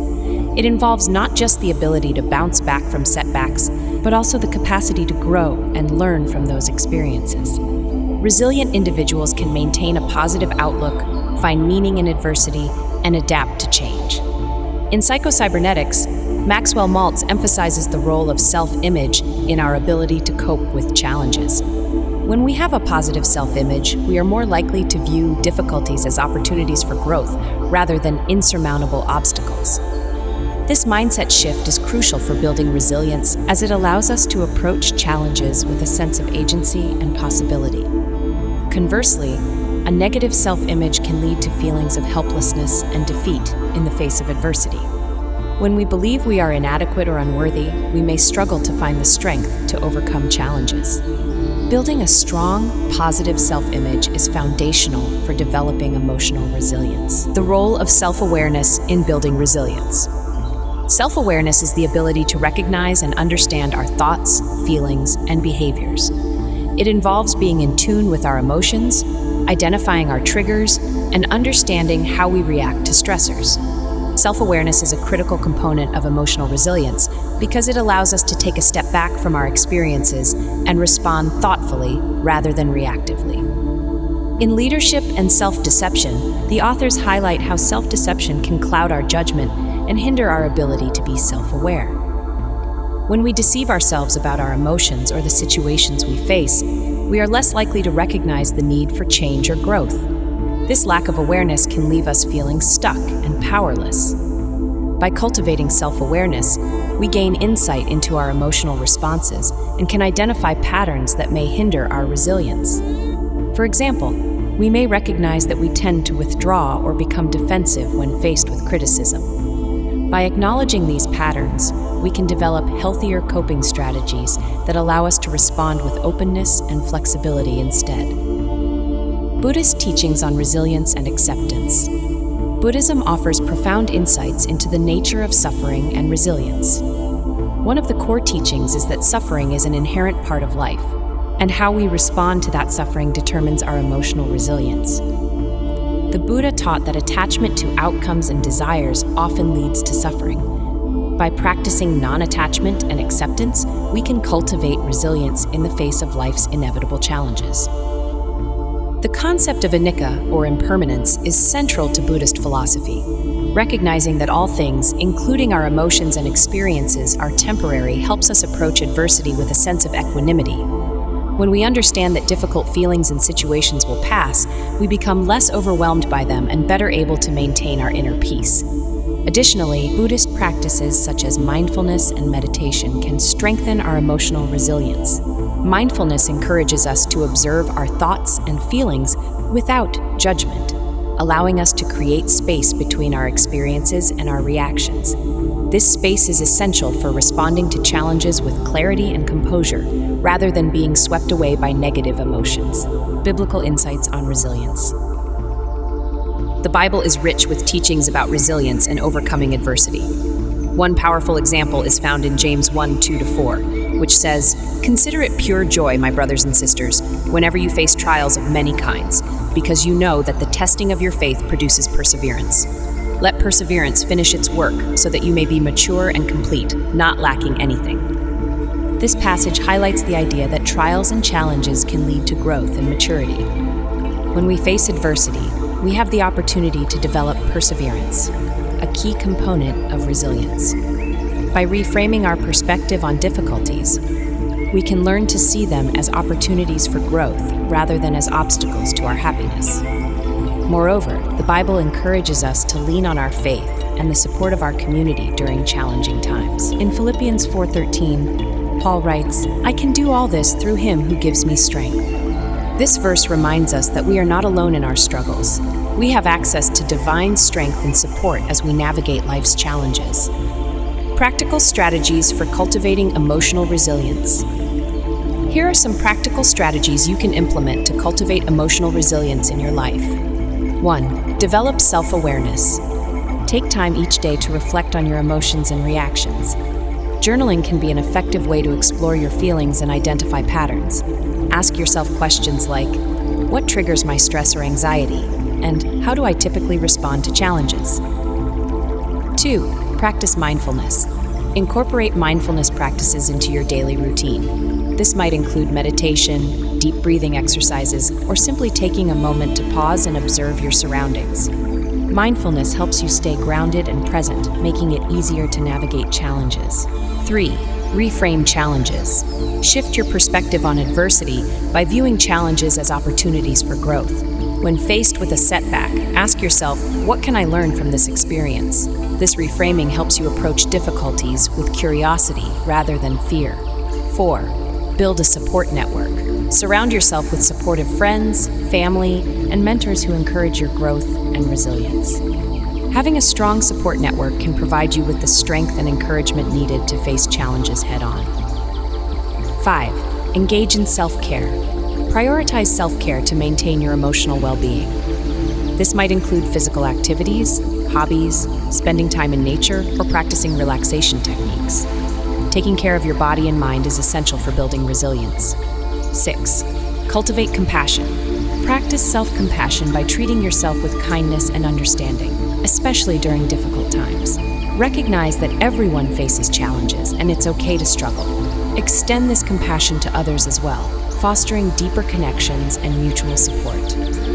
The strength is within. Emotional resilience is a vital skill that empowers us to navigate life's challenges with confidence and grace. By cultivating self-awareness, practicing mindfulness, and embracing love and compassion, we can develop the resilience needed to face adversity and emerge stronger on the other side. As you continue on your journey toward inner peace, remember that resilience is not about being invulnerable. It's about being adaptable, open, and willing to learn from every experience. With each challenge you face, you have the opportunity to grow, heal, and deepen your connection with yourself and others. In the next chapter, we will explore the importance of self-awareness in enhancing emotional intelligence and how it enables us to navigate relationships with greater empathy and understanding. Chapter 9. The power of self-awareness in emotional intelligence is the foundation of emotional intelligence. At the heart of every healthy relationship, whether with ourselves, others, or the world around us, lies emotional intelligence. Emotional intelligence, EQ, is the ability to recognize, understand, and manage our own emotions while also being able to recognize, understand, and influence the emotions of others. It's about connecting with ourselves deeply enough to cultivate empathy, self-regulation, and meaningful relationships. Self-awareness is the cornerstone of emotional intelligence.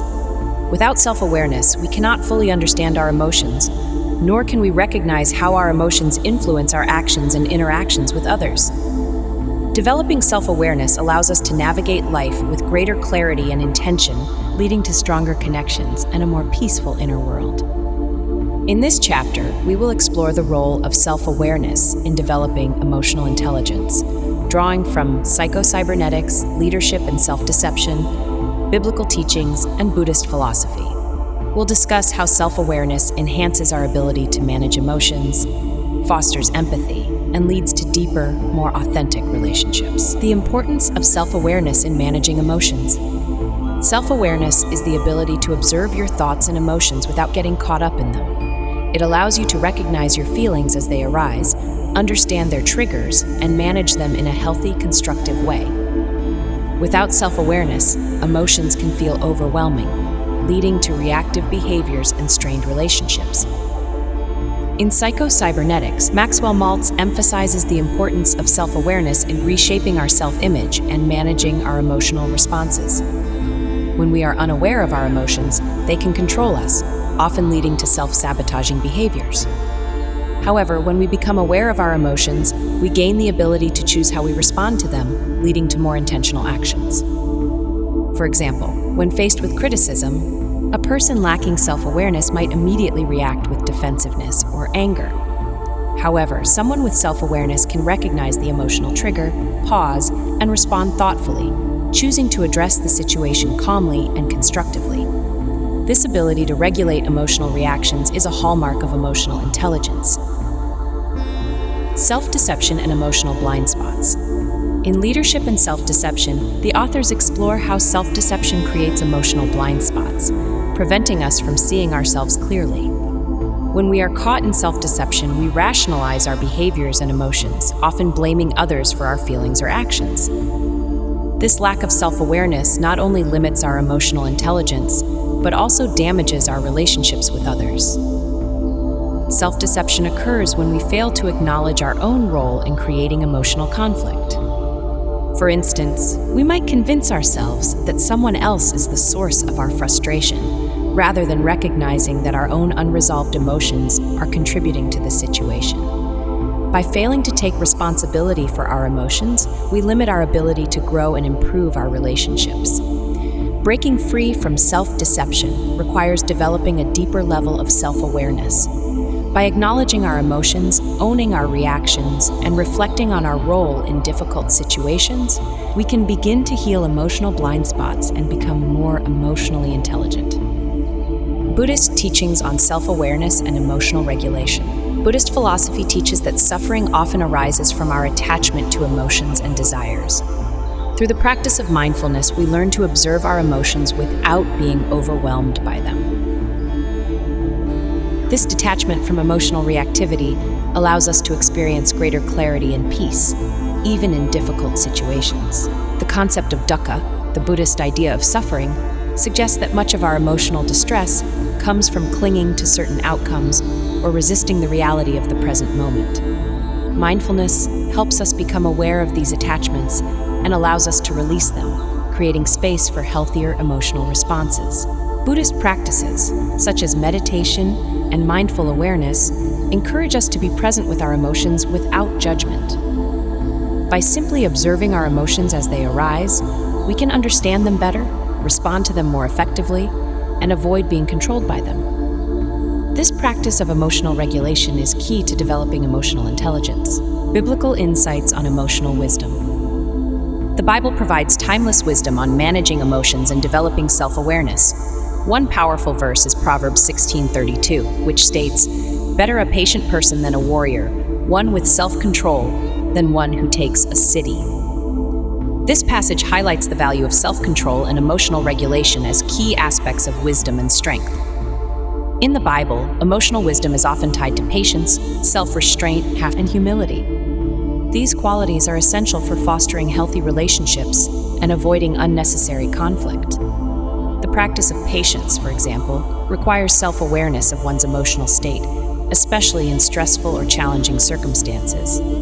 By recognizing the rise of frustration or anger, we can choose to respond with patience and grace rather than reacting impulsively.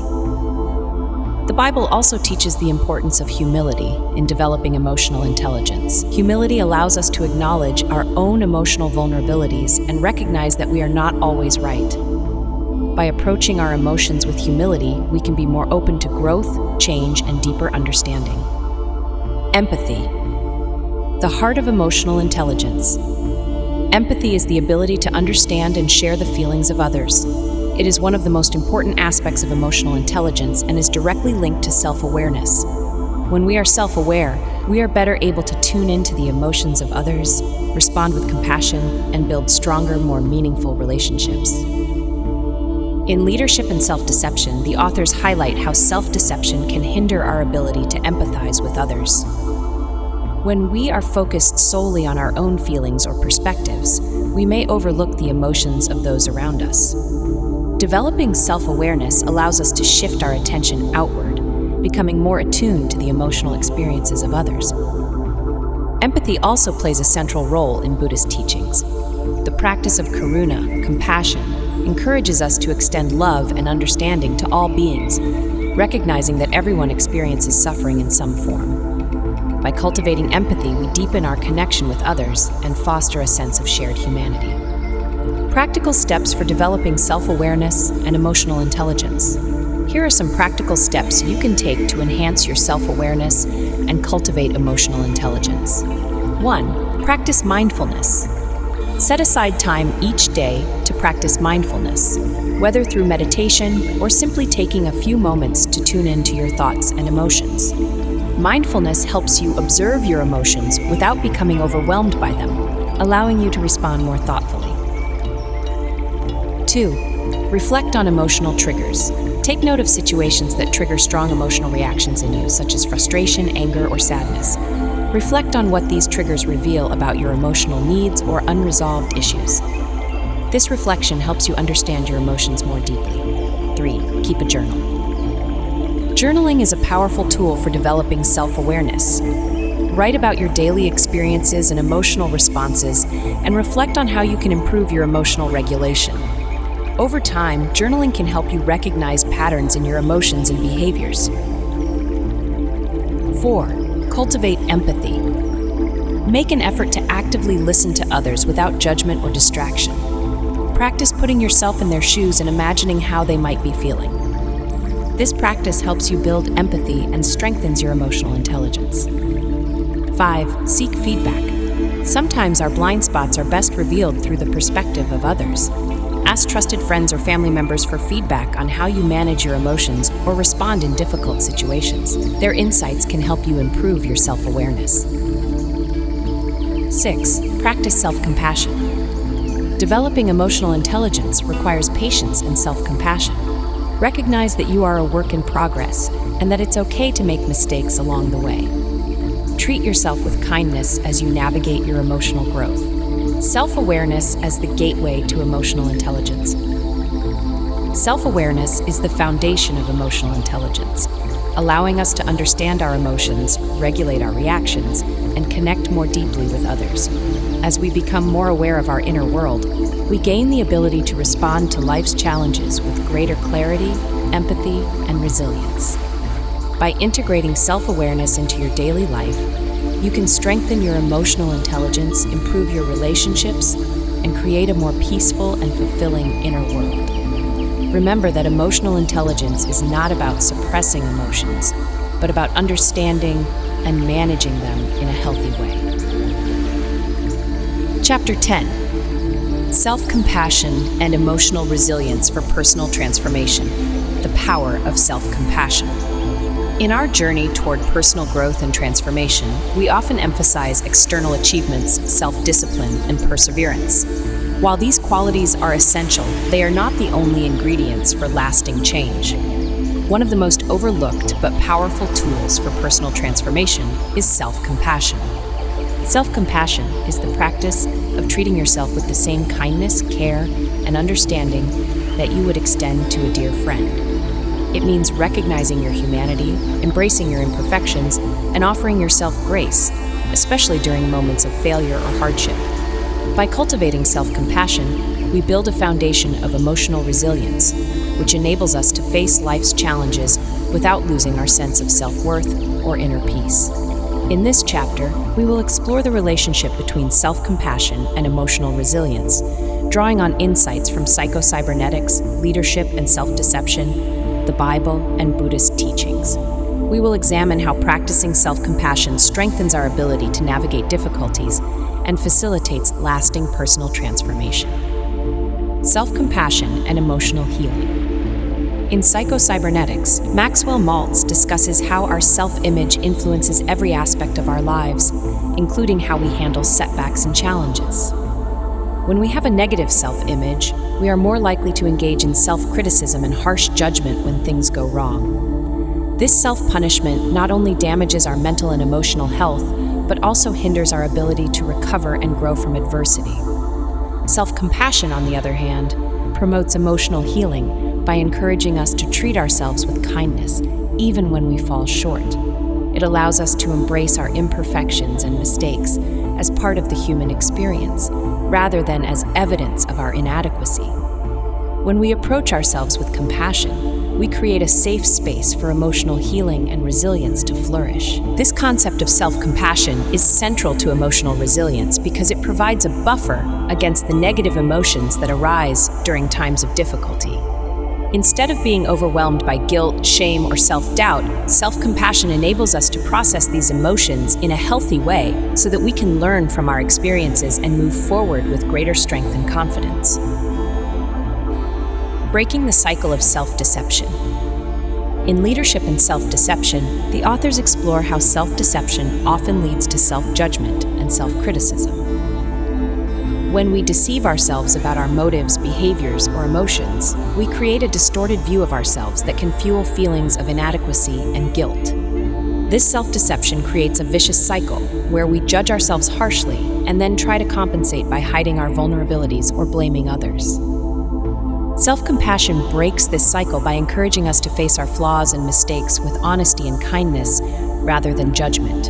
When we practice self-compassion, we are better able to accept responsibility for our actions without becoming overwhelmed by guilt or shame. This allows us to learn from our mistakes and grow, rather than remaining trapped in self-deception and self-blame. By cultivating self-compassion, we can develop a healthier relationship with ourselves, one that is based on self-awareness and acceptance, rather than self-deception and criticism. This shift in perspective is essential for personal transformation, as it enables us to move beyond our limiting beliefs and embrace new possibilities for growth and change. Biblical teachings on compassion and forgiveness. The Bible emphasizes the importance of compassion and forgiveness, both for others and for ourselves. In Ephesians 4, verse 32, we are instructed to be kind and compassionate to one another, forgiving each other, just as in Christ God forgave you. This passage not only highlights the value of extending compassion to others, but also reminds us that we are called to practice forgiveness, including self-forgiveness. Self-compassion, as a form of self-forgiveness, is essential for emotional resilience and personal transformation. When we hold on to guilt, shame, or resentment toward ourselves, we create emotional barriers that prevent us from experiencing the fullness of life. However, when we forgive ourselves and approach our mistakes with compassion, we open the door to healing, growth, and renewed strength.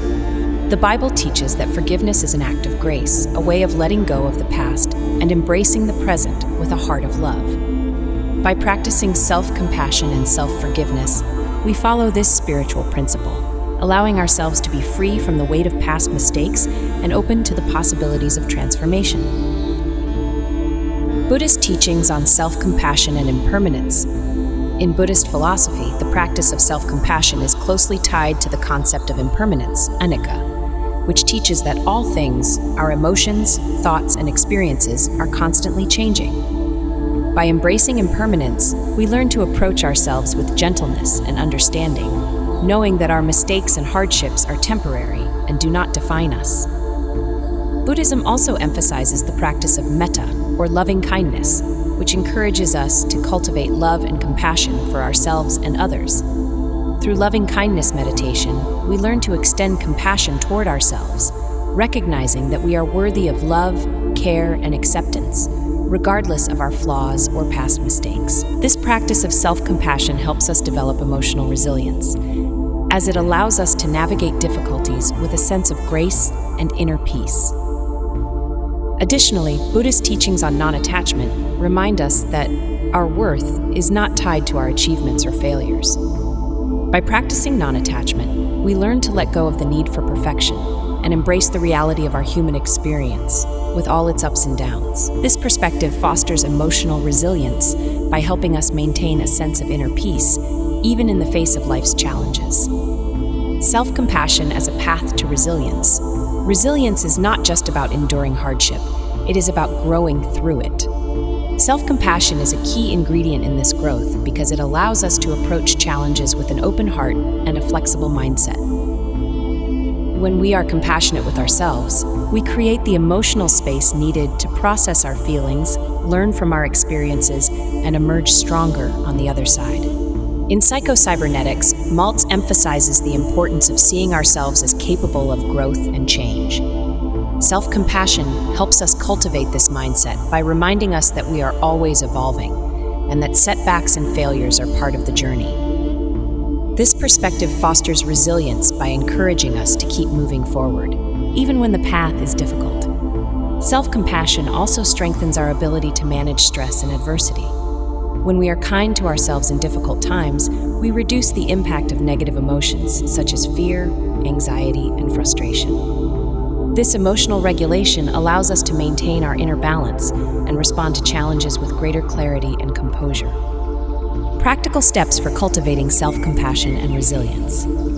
Here are some practical steps you can take to cultivate self-compassion and strengthen your emotional resilience. 1. Practice loving-kindness meditation. Set aside time each day to practice loving-kindness meditation, focusing on extending compassion and kindness toward yourself. Repeat affirmations such as, "May I be happy, may I be healthy, may I be at peace," and allow these words to nurture your sense of self-compassion. 2. Acknowledge your humanity. When you make a mistake or experience a setback, remind yourself that it's okay to be imperfect. Acknowledge that everyone experiences challenges and that your worth is not diminished by your mistakes.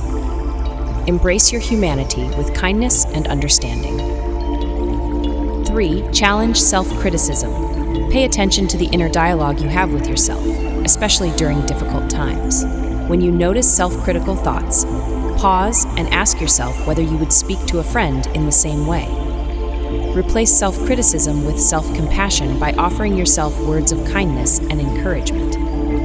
4. Reflect on impermanence. When facing a challenge, reflect on the Buddhist concept of impermanence. Remind yourself that this moment, like all moments, will pass. By embracing the transient nature of life, you can approach challenges with a sense of peace and acceptance. 5. Cultivate gratitude. Gratitude is a powerful way to foster self-compassion and emotional resilience. Take time each day to reflect on the things you are grateful for, even during difficult times. This practice helps shift your focus away from what's wrong and allows you to appreciate the positive aspects of your life. Transformation through compassion. Self-compassion is not just a tool for emotional resilience, it is a pathway to lasting personal transformation.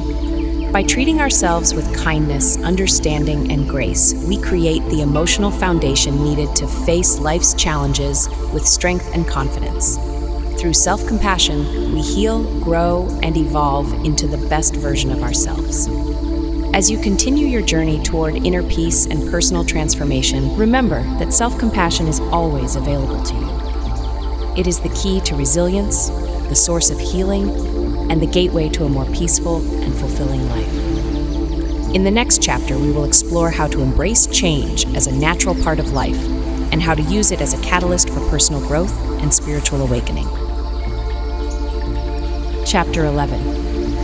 Embracing change as a catalyst for growth and the nature of change. Change is inevitable. Whether it's a shift in our personal circumstances, a change in our relationships, or the natural transitions that come with the passage of time, change is a constant in life. While many of us resist change, seeing it as a source of uncertainty or fear, it can also be one of the most powerful catalysts for personal growth and spiritual awakening.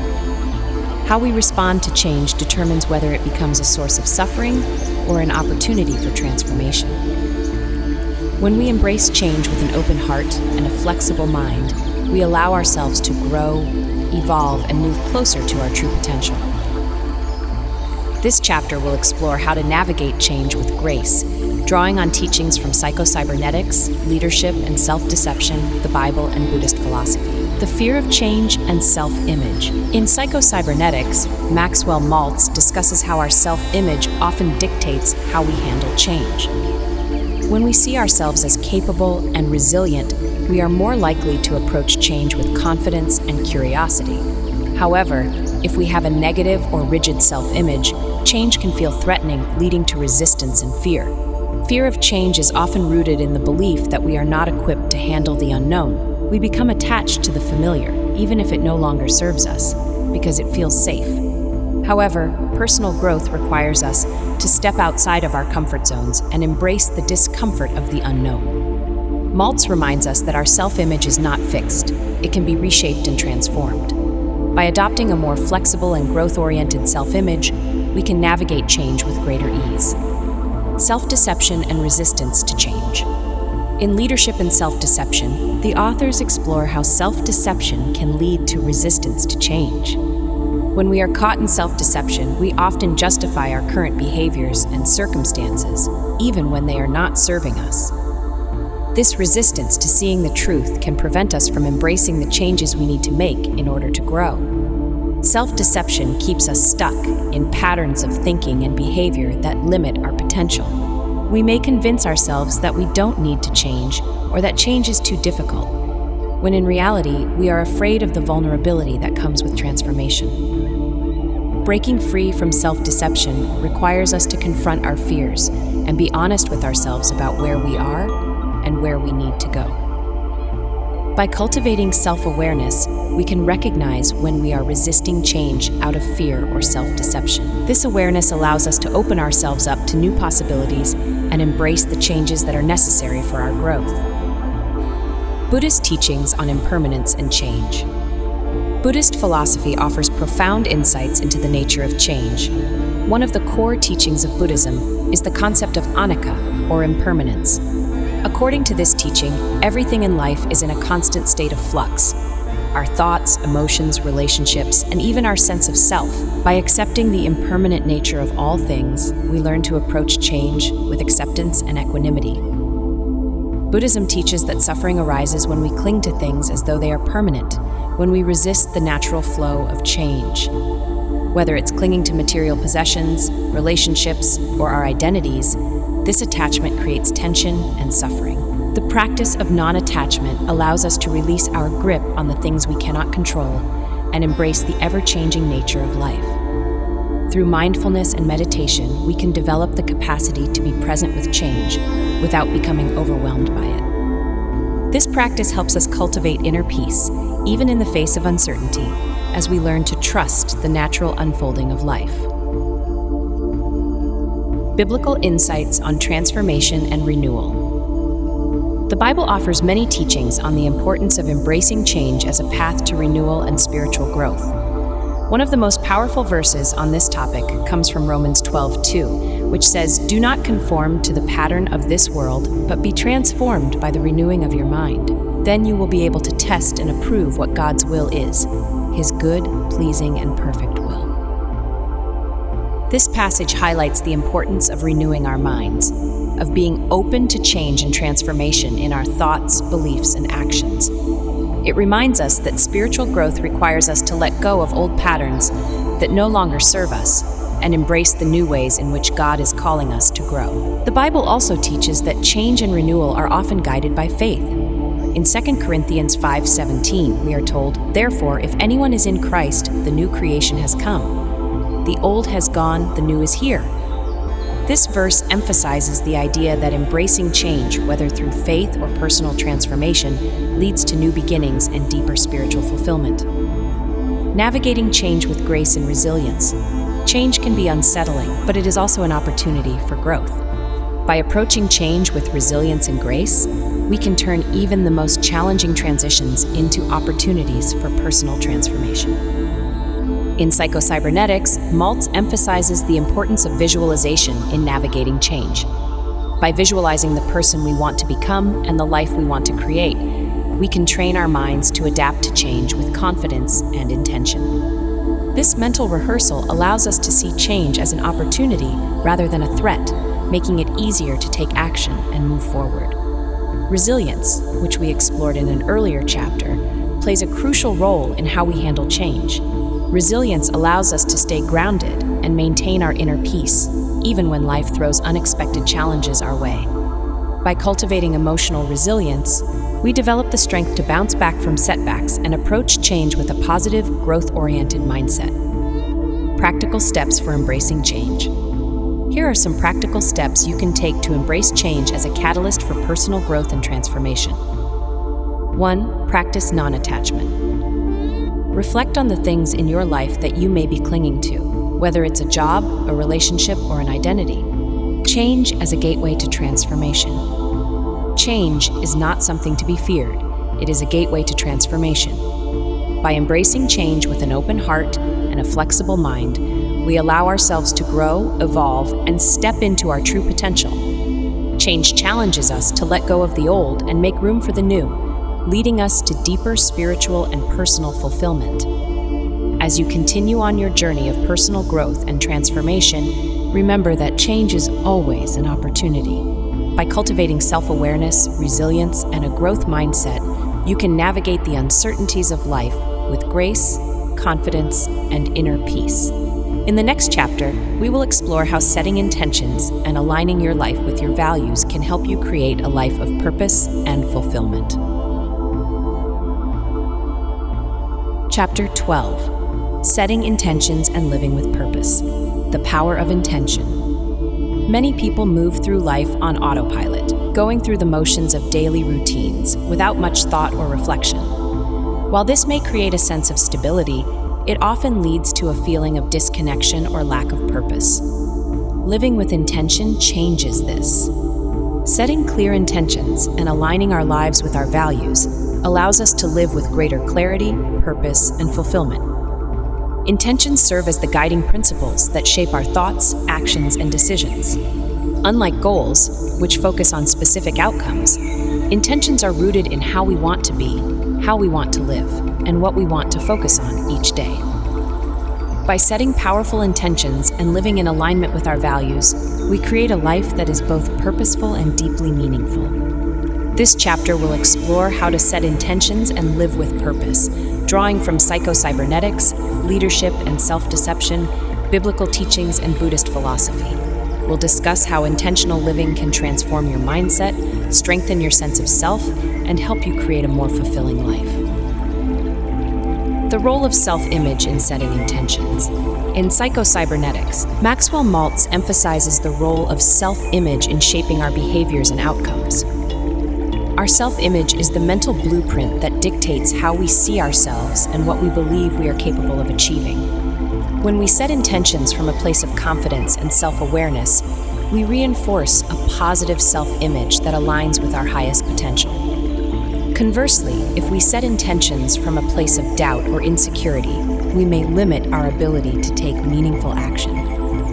It's important to approach intention setting with a mindset of self-compassion and empowerment. By believing in our ability to grow and change, we create intentions that reflect our true desires and aspirations, rather than being constrained by fear or self-doubt. Intentions should be aligned with the version of ourselves we want to become, rather than the limitations we've placed on ourselves in the past. This shift in perspective empowers us to live more intentionally, making choices that reflect our highest values and our vision for the future. Overcoming self-deception to live authentically. In Leadership and Self-Deception, the authors explore how self-deception can hinder our ability to live authentically and with purpose. When we deceive ourselves about our true feelings, desires, or intentions, we often make choices that are misaligned with our core values. This disconnect leads to frustration, dissatisfaction, and a lack of fulfillment. living with intention requires us to break free from self-deception and be honest with ourselves about what we truly want and need. This honesty enables us to set intentions that are aligned with our authentic selves rather than with societal expectations or the desires of others. Breaking free from self-deception also involves recognizing when we are making decisions based on fear or avoidance. Often, we set intentions that focus on what we want to avoid, such as avoiding failure or disappointment, rather than focusing on what we truly desire. By shifting our focus from avoidance to authentic desire, we create intentions that guide us toward a life of greater purpose and fulfillment. Buddhist teachings on intentional living. Buddhist philosophy teaches that living with intention is a vital part of the path to enlightenment. The concept of right intention is one of the elements of the Noble Eightfold Path, which outlines the way to end suffering and achieve spiritual awakening. Right intention involves setting intentions that are rooted in compassion, non-harming, and the pursuit of truth. Buddhism encourages us to be mindful of our intentions, recognizing that they are the seeds from which our actions grow. When we set intentions that are aligned with compassion, kindness, and wisdom, we cultivate a life that is peaceful, purposeful, and fulfilling. However, when our intentions are driven by greed, anger, or attachment, we create suffering for ourselves and others. Through mindfulness and self-reflection, we can become more aware of our underlying intentions and make conscious choices that align with our values. This practice helps us live with greater integrity and purpose, allowing us to contribute to the well-being of ourselves and those around us. Biblical insights on purpose and intentions. The Bible also emphasizes the importance of living with purpose and intention. One of the most well-known verses on this topic is found in Proverbs 16:3, which states, "Commit to the Lord whatever you do, and He will establish your plans." This passage highlights the importance of aligning our intentions with our spiritual values and trusting that when we act with integrity, our plans will be guided and supported. The Bible teaches that purpose is not something we must strive for or achieve on our own. Instead, purpose is something that unfolds as we align our lives with our faith and values. In Jeremiah 29:11, we are reminded of God's plan for each of us. "For I know the plans I have for you, declares the Lord, plans to prosper you and not to harm you, plans to give you hope and a future." This verse encourages us to trust in a higher purpose and to live with the intention of fulfilling our divine calling. Living with intention, according to biblical teachings, requires us to focus not only on our own desires, but also on how we can serve others. By setting intentions that are rooted in love, service, and faith, we create a life that is not only meaningful for ourselves, but also beneficial to those around us. Aligning your life with your values. Living with intention means aligning your life with your values. Your values are the principles that guide your decisions and actions, reflecting what is most important to you. When your intentions are in alignment with your values, you create a sense of harmony and fulfillment in your life. However, when your actions are misaligned with your values, it can lead to internal conflict, stress, and dissatisfaction. In Psycho-Cybernetics, Maltz encourages us to regularly reflect on our values and to make sure that our self-image and goals are consistent with those values. This practice helps us maintain clarity and focus, ensuring that we are living in alignment with our true selves. To live with intention, it is essential to identify your core values and use them as a guide for decision-making. Ask yourself questions such as, what is most important to me? And how can I live in a way that reflects these values? By setting intentions that are aligned with your values, you create a life that feels purposeful and authentic. Practical steps for setting intentions and living with purpose. Here are some practical steps you can take to set intentions and live with greater purpose. 1. Identify your core values. Take time to reflect on your core values, the principles that are most important to you. These might include values such as love, honesty, compassion, or growth. Once you've identified your values, use them as a foundation for setting your intentions. 2. Set clear intentions. Each day, set clear intentions for how you want to show up in the world. These intentions can be focused on your behavior, your mindset, or your goals. For example, you might set an intention to practice kindness, a approach challenges with curiosity, or to focus on personal growth. 3. Reflect on your intentions regularly. Make it a habit to regularly reflect on your intentions and evaluate whether your actions are aligned with them. This practice helps you stay focused on your purpose and adjust your actions if needed. 4. Visualize your desired life. Use visualization to create a clear mental image of the life you want to live. Imagine yourself embodying your values and fulfilling your intentions. This practice helps reinforce your intentions and motivates you to take action. 5. Live mindfully. Practice mindfulness in your daily life by staying present and aware of your thoughts, emotions, and actions. Mindfulness allows you to make intentional choices rather than reacting impulsively or out of habit. 6. Trust in the process. Recognize that living with intention is a journey, not a destination.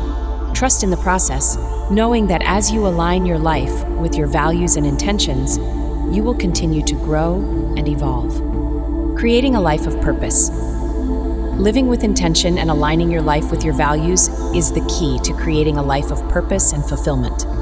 By setting clear intentions, breaking free from self-deception, and embracing your core values, you can navigate life with greater clarity, confidence, and peace. Intentional living empowers you to make choices that reflect your true self and contribute to the well-being of others, leading to a life that is both meaningful and impactful. As you continue on your journey, remember that the power of intention lies in your ability to choose how you show up each day. By living with purpose and aligning your life with your values, you can create a life that reflects your highest potential and deepest desires. In the next chapter, we will explore the importance of balance and harmony in all areas of life, and how cultivating balance can lead to a more peaceful, centered, and fulfilling existence.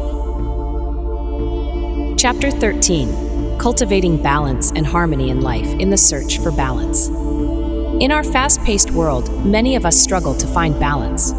We juggle numerous responsibilities, work, family, relationships, and personal goals, and often we feel pulled in different directions. This constant tug-of-war between the various aspects of life can leave us feeling drained, overwhelmed, and disconnected from ourselves. Balance is not about having equal parts of everything in your life. It's about creating harmony between your different priorities so that you can live a peaceful and fulfilling life.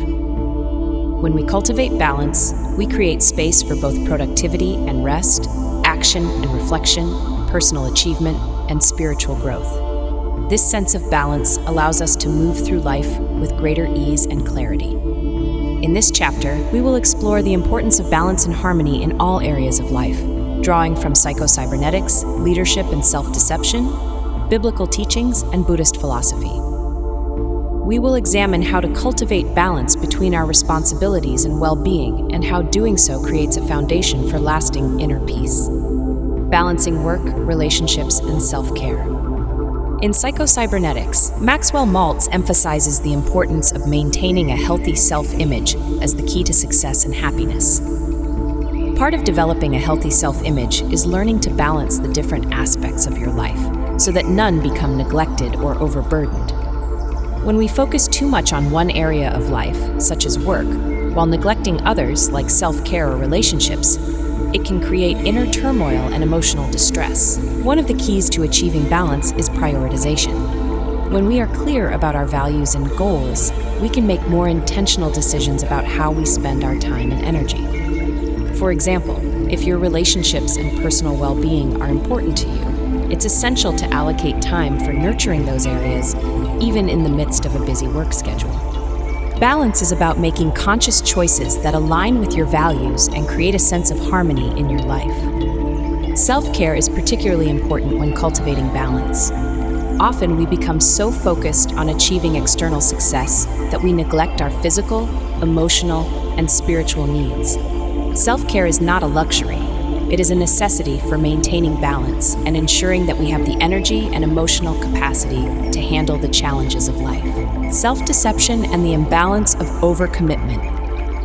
In Leadership and Self-Deception, the authors explore how self-deception can lead to overcommitment and burnout. When we deceive ourselves about our capabilities or the importance of certain tasks, we may take on more than we can handle, leading to stress and exhaustion. This tendency to overcommit can create a sense of imbalance in our lives, where we are constantly working or focusing on external achievements at the expense of our personal well-being. Self-deception also keeps us from recognizing when we need to take a break or ask for help. We may convince ourselves that we must do everything on our own, or that we are somehow failing if we don't meet certain expectations. This mentality creates an imbalance between productivity and rest, causing us to feel overworked and disconnected from our deeper needs. Breaking free from self-deception requires us to be honest with ourselves about our limits and priorities. It involves recognizing when we are overcommitting and taking steps to create a more balanced approach to life. This might mean saying no to certain commitments, delegating tasks, or setting boundaries to protect our time and energy. Buddhist teachings on the middle way. In Buddhism, balance is a central theme, embodied in the concept of the middle way. The middle way is the path of moderation, avoiding the extremes of self-indulgence and self-denial. It teaches us to find harmony in our lives by avoiding excess in any one area and seeking a balanced approach to all aspects of life. The Buddha himself discovered the middle way after experiencing the extremes of both wealth and asceticism. He realized that neither extreme brought lasting happiness or spiritual fulfillment. Instead, the path to enlightenment lies in balance, nurturing both the body and mind, fulfilling our responsibilities while also attending to our spiritual growth. The middle way can be applied to modern life by encouraging us to find a balance between work, rest, relationships, and personal growth. It reminds us that we don't need to sacrifice one area of life for the sake of another. By embracing moderation and harmony, we can create a life that is both productive and peaceful. Biblical teachings on rest and renewal.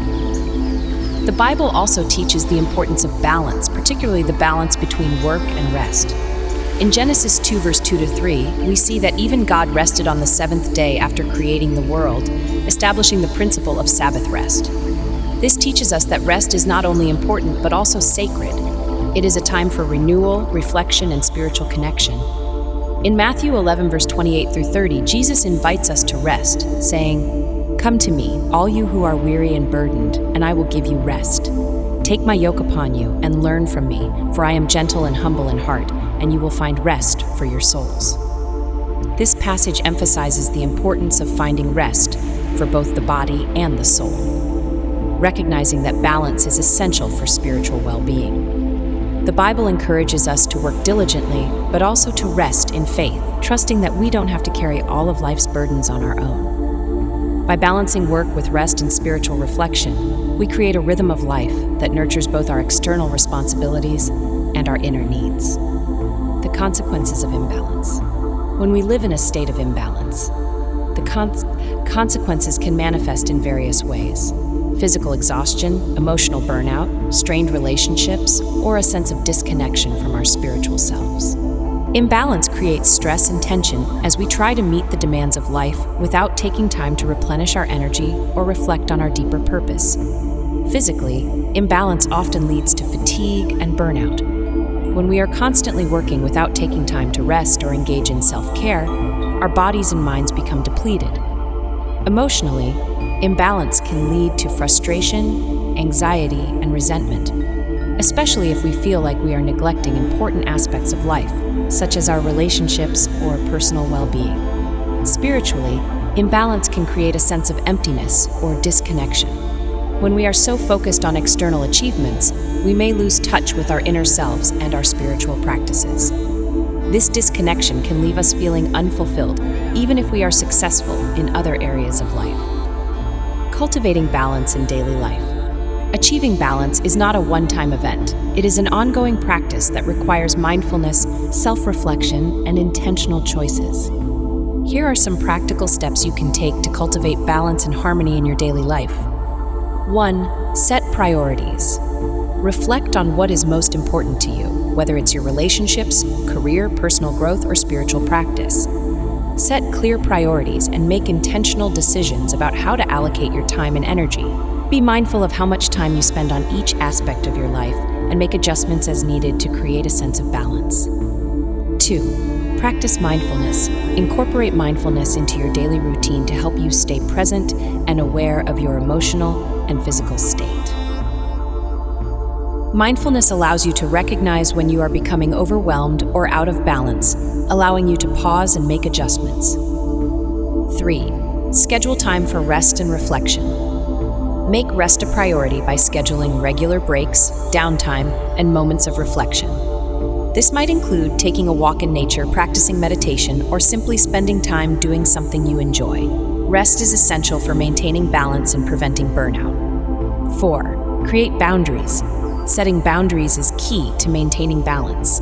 This might involve setting limits on your work hours, saying no to commitments that don't align with your priorities, or protecting time for self-care and spiritual practice. Boundaries help you create space for the things that matter most. 5. Embrace the middle way. Apply the Buddhist concept of the middle way by practicing moderation in all aspects of life. Avoid extremes, whether it's working too much or neglecting responsibilities. Strive for harmony by finding a balanced approach to work, relationships, rest, and personal growth. Finding harmony in life. Balance is not about perfection. It's about creating harmony between the different aspects of your life so that you can live with peace, clarity, and fulfillment. By setting clear priorities, practicing mindfulness, and embracing both work and rest, you can cultivate a life that feels centered and aligned with your deepest values. As you continue your journey, remember that balance is an ongoing practice. It requires regular reflection, self-awareness, and intentional choices. By cultivating balance, you create the foundation for lasting inner peace, resilience, and spiritual fulfillment. In the next chapter, we will explore the power of gratitude and how practicing gratitude can transform your perspective, so enhance your relationships and lead to a more joyful and fulfilling life. Chapter 14, The Power of Gratitude, a Shift in Perspective. Gratitude is one of the most powerful and transformative emotions we can cultivate. It shifts our focus from what we lack to what we already have, changing our perception of life and allowing us to experience deeper joy, peace, and fulfillment. When we practice gratitude, we become more aware of the abundance that surrounds us, even in the midst of challenges. In our modern world, it's easy to get caught up in the pursuit of more success, more possessions, more recognition. But this constant striving often leaves us feeling empty or dissatisfied. Gratitude interrupts this cycle by encouraging us to appreciate the present moment and recognize the gifts that life has already given us. It's a practice that not only uplifts our spirits, but also fosters resilience, enhances our relationships, and leads to greater well-being. In this chapter, we will explore the power of gratitude and how to integrate it into daily life, drawing from Psycho-Cybernetics, leadership and self-deception, biblical teachings, and Buddhist philosophy. We will examine how gratitude can transform your mindset, improve your relationships, and open the door to greater peace and happiness. Gratitude and self-image. In Psycho-Cybernetics, Maxwell Maltz emphasizes the importance of cultivating a positive self-image to achieve success and happiness. A key aspect of maintaining a healthy self-image is gratitude, specifically gratitude for oneself. When we appreciate our own efforts, progress, and unique qualities, we reinforce a positive self-concept that helps us navigate life with confidence and purpose. Gratitude for oneself doesn't mean being arrogant or self-centered. It's about acknowledging your growth, strengths, and resilience. Many of us are quick to criticize ourselves or focus on our shortcomings, but gratitude shifts this focus. Instead of dwelling on what we haven't accomplished or how we've fallen short, gratitude encourages us to celebrate our efforts and the progress we've made. By practicing gratitude for ourselves, we nurture a self-image that is compassionate and empowering. This shift in perspective allows us to move forward with greater confidence and joy, knowing that we are already enough as we are while still striving for growth. Gratitude and emotional awareness. In Leadership and Self-Deception, the authors discuss how self-deception clouds our emotional awareness and creates conflict in our relationships. When we are caught in self-deception, we focus on our grievances, what others have done wrong, or what we believe we are owed. This mindset leads to frustration, resentment, and a sense of disconnection from others. Gratitude, on the other hand, is an antidote to self-deception. When we practice gratitude, we shift our focus from what we don't have to what we do have. This simple shift in perspective opens our hearts and minds, allowing us to see the good in ourselves and others. Gratitude breaks the cycle of self-deception by fostering a sense of appreciation and connection, rather than frustration and separation. When we are grateful, we become more emotionally aware of the positive aspects of our relationships. We recognize the kindness, support, and love that others bring into our lives, and this awareness strengthens our emotional bonds.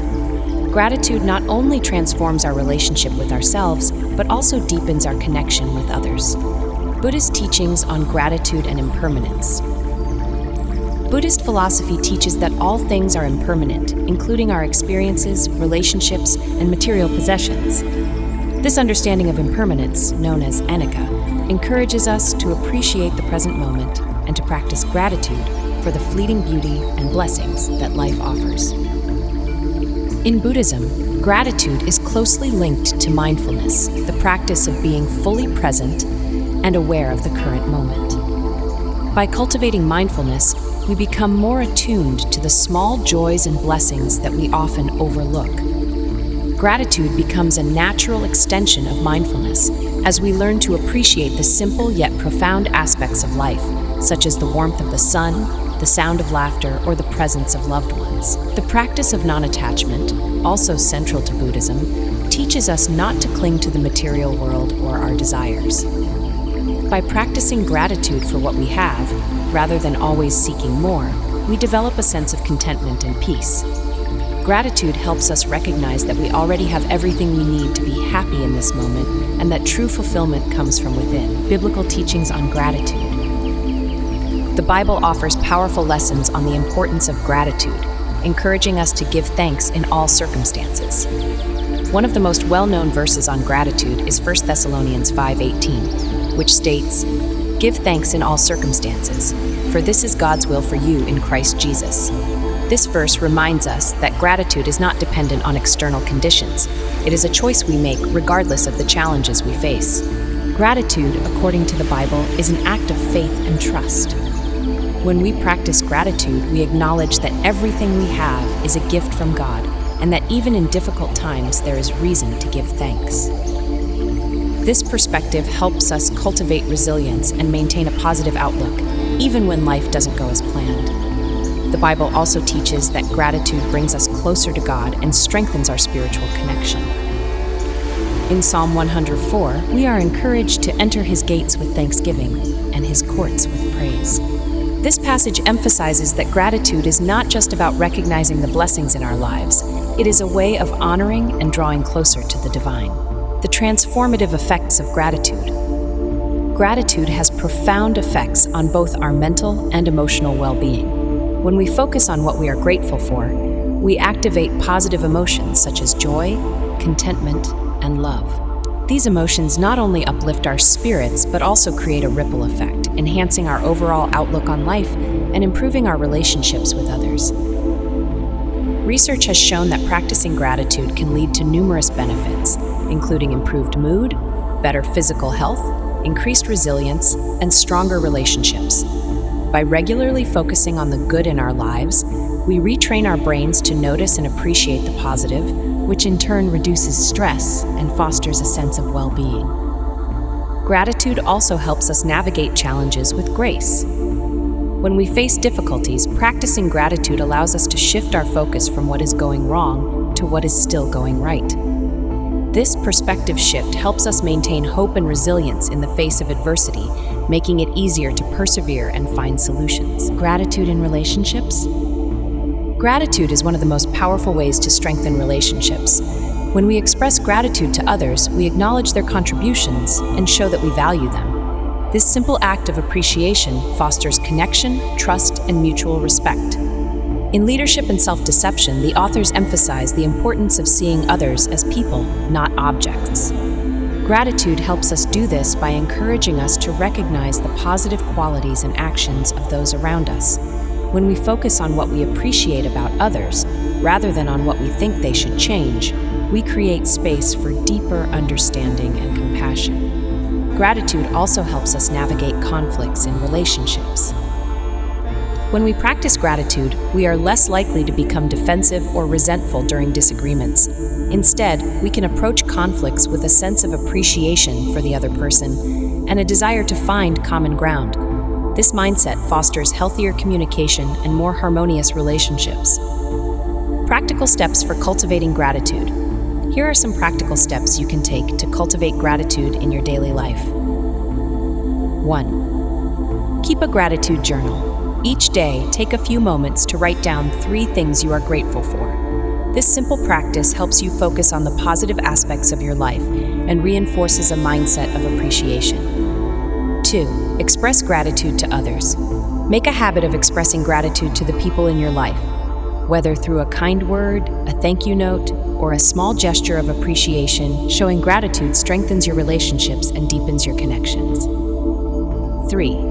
Practice mindfulness. Incorporate mindfulness into your daily routine by paying attention to the present moment and appreciating the small joys of life. Whether it's the taste of your morning coffee or the sound of birds chirping, mindfulness helps you cultivate gratitude for the simple pleasures that surround you. 4. Shift your focus. When facing challenges or setbacks, practice shifting your focus from what's going wrong to what's going right. Ask yourself, what can I be grateful for in this situation? This mindset shift helps you navigate difficulties with resilience and optimism. 5. Gratitude meditation. Set aside time for a gratitude meditation where you focus on the people, experiences, and things in your life that you are thankful for. Allow feelings of appreciation to fill your heart and mind, creating a sense of peace and contentment. A life of gratitude. Gratitude is more than just a practice. It is a way of life. When we cultivate gratitude, we open ourselves to greater joy, resilience, and connection. Gratitude transforms our perspective, allowing us to appreciate the abundance that already exists in our lives and to navigate challenges with grace. As you continue on your journey, remember that gratitude is always available to you. It is a choice you can make at any moment, regardless of your circumstances. By practicing gratitude, you create a life that is not only rich in blessings, but also filled with peace. Chapter 15. The Power of Forgiveness and Letting Go. The Freedom in Forgiveness. Forgiveness is one of the most powerful, yet challenging practices in the pursuit of inner peace and emotional freedom. Whether it involves forgiving others for the wrongs they've done to us, or forgiving ourselves for our own mistakes, the act of letting go allows us to release the emotional burdens we carry.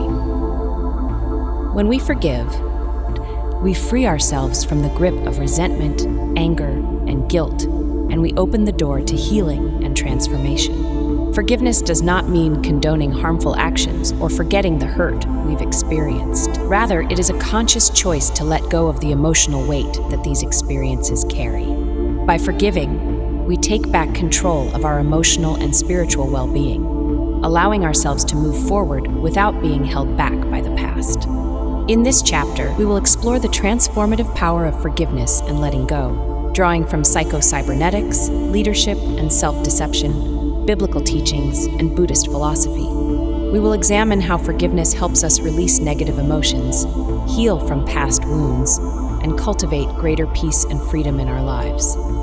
Forgiveness and self-image. In Psycho-Cybernetics, Maxwell Maltz discusses how our self-image plays a critical role in how we perceive and process the need for forgiveness. When we hold on to guilt, shame, or resentment, we damage our self-image and create emotional barriers that prevent us from experiencing peace. Forgiving ourselves and others allows us to restore a healthy self-image by releasing the emotional weight that drags us down. Maltz emphasizes that self-forgiveness is essential for personal growth and happiness. Many of us are far harder on ourselves than we are on others, replaying our mistakes in our minds and punishing ourselves long after the fact. This self-criticism erodes our self-esteem and creates a negative feedback loop that undermines our confidence and well-being. To break free from this cycle, we must practice self-forgiveness. This means acknowledging our mistakes, taking responsibility for them, and then letting go of the guilt associated with them. By forgiving ourselves, we affirm that we are worthy of love, growth, and happiness, despite our imperfections. The role of self-deception in holding on to resentment. In Leadership and Self-Deception, the authors explore how self-deception keeps us trapped in cycles of resentment and blame. When we deceive ourselves about our role in conflicts or difficult situations, we may project blame onto others while avoiding accountability for our own actions. This self-deception prevents us from seeing the full picture and creates emotional barriers that keep us stuck in resentment. Self-deception often involves creating a narrative where we are the victim and others are to blame. While it may feel comforting in the moment, this mindset traps us in a cycle of negativity and prevents us from taking the steps necessary for healing and resolution. Letting go of resentment requires us to be honest with ourselves, acknowledge our own role in the situation, and release the need to hold others responsible for our emotional state. Forgiveness, in this context, involves breaking free from self-deception and taking ownership of our emotions and actions. It allows us to see situations more clearly, take responsibility for our part, and move forward with a sense of peace and closure. Buddhist teachings on letting go of attachment and anger. Buddhist philosophy offers profound insights into the nature of forgiveness and letting go. According to Buddhist teachings, attachment to negative emotions such as anger, resentment, or guilt creates suffering. These attachments cloud our judgment and keep us stuck in the past, unable to move forward. The practice of letting go is central to achieving inner peace and spiritual liberation. In Buddhism, metta, loving kindness, and karuna, compassion, are essential practices for cultivating forgiveness.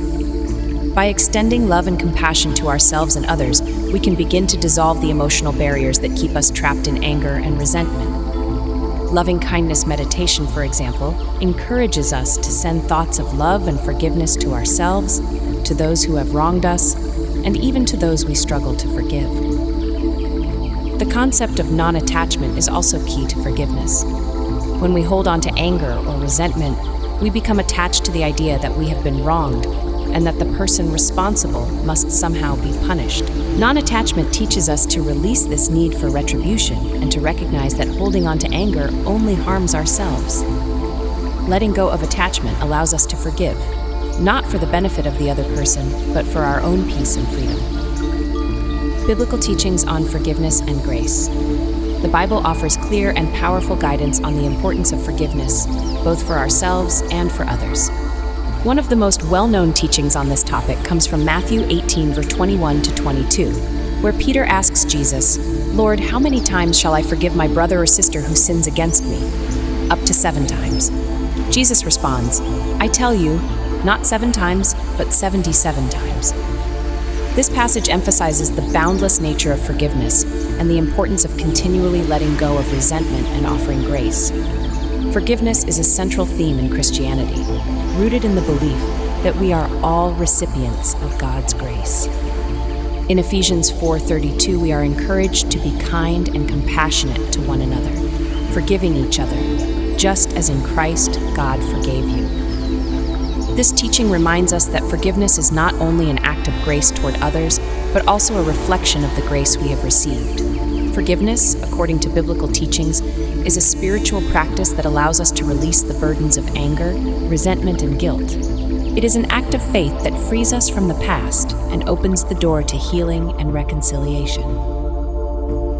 The consequences of holding on to resentment. When we hold on to resentment or anger, we create emotional and spiritual barriers that block us from experiencing inner peace and fulfillment. These negative emotions can fester and grow, affecting not only our mental and emotional health, but also our physical well-being. Chronic resentment can lead to stress, anxiety, and even physical ailments, as the body responds to the emotional tension we carry. Moreover, holding on to resentment keeps us stuck in the past, unable to move forward or fully embrace the present. We become consumed by what has happened, replaying it in our minds, and reliving the pain over and over again. This prevents us from experiencing joy, growth, and new possibilities. By letting go of resentment and embracing forgiveness, we release ourselves from the emotional prison we've built. We free up mental and emotional space to focus on positive, life-affirming experiences, and we allow ourselves to heal. Practical steps for practicing forgiveness and letting go. Here are some practical steps you can take to cultivate forgiveness and let go of the emotional burdens you may be carrying. 1. Acknowledge the hurt. Begin by acknowledging the hurt you've experienced, whether it's from someone else's actions or your own. Allow yourself to fully feel the pain and disappointment without judgment or suppression. 2. Reflect on your role. Take time to reflect on your role in the situation. Are there ways in which self-deception may have influenced your perspective? Are there areas where you can take responsibility for your emotions or actions? This self-reflection helps you gain clarity and move toward forgiveness. 3. Practice loving-kindness meditation. Engage in a loving-kindness meditation, focusing on sending love and forgiveness to yourself and to those who have wronged you. Repeat phrases such as, "May I be at peace," "May I forgive," "May I let go," and "May they be at peace," "May they be forgiven." 4. Let go of attachment. Recognize that holding on to anger or resentment only harms you. Practice non-attachment by releasing the need for retribution or the desire for the other person to change. Let go of the emotional attachment to the past and focus on your own healing and well-being. 5. Seek closure through action. Sometimes closure may require taking action, such as having a conversation with the person who hurt you or writing a letter, even if you don't send it. This action can help you process the emotions involved and move forward with a sense of resolution. Forgiveness as a path to peace. Forgiveness is not always easy, but it is one of the most powerful tools we have for achieving inner peace and emotional freedom. By practicing forgiveness and letting go, we release the emotional burdens that hold us back and open ourselves to healing, growth, and new possibilities. As you continue on your journey, remember that forgiveness is a gift you give to yourself. It is a way of freeing yourself from the past and embracing the present with an open heart. Whether you are forgiving yourself or others, the act of letting go will bring you closer to the peace and fulfillment you seek. In the next chapter, we will explore how living in alignment with your true self can lead to greater authenticity, joy, and spiritual fulfillment. Chapter 16. Living in alignment with your true self, the journey to authenticity. At the heart of personal growth and spiritual fulfillment is the journey toward living in alignment with your true self. Authenticity means embracing who you are, your values, desires, strengths, and even your imperfections, without fear of judgment or the need to conform to others' expectations. When we live authentically, we are in harmony with our inner truth, and this alignment brings joy, fulfillment, and a sense of purpose. However, many of us struggle with authenticity. We are conditioned by societal expectations, family pressures, or our own fears to present a version of ourselves that may not be true to who we really are. This disconnection from our true selves can lead to feelings of dissatisfaction, emptiness, or even anxiety.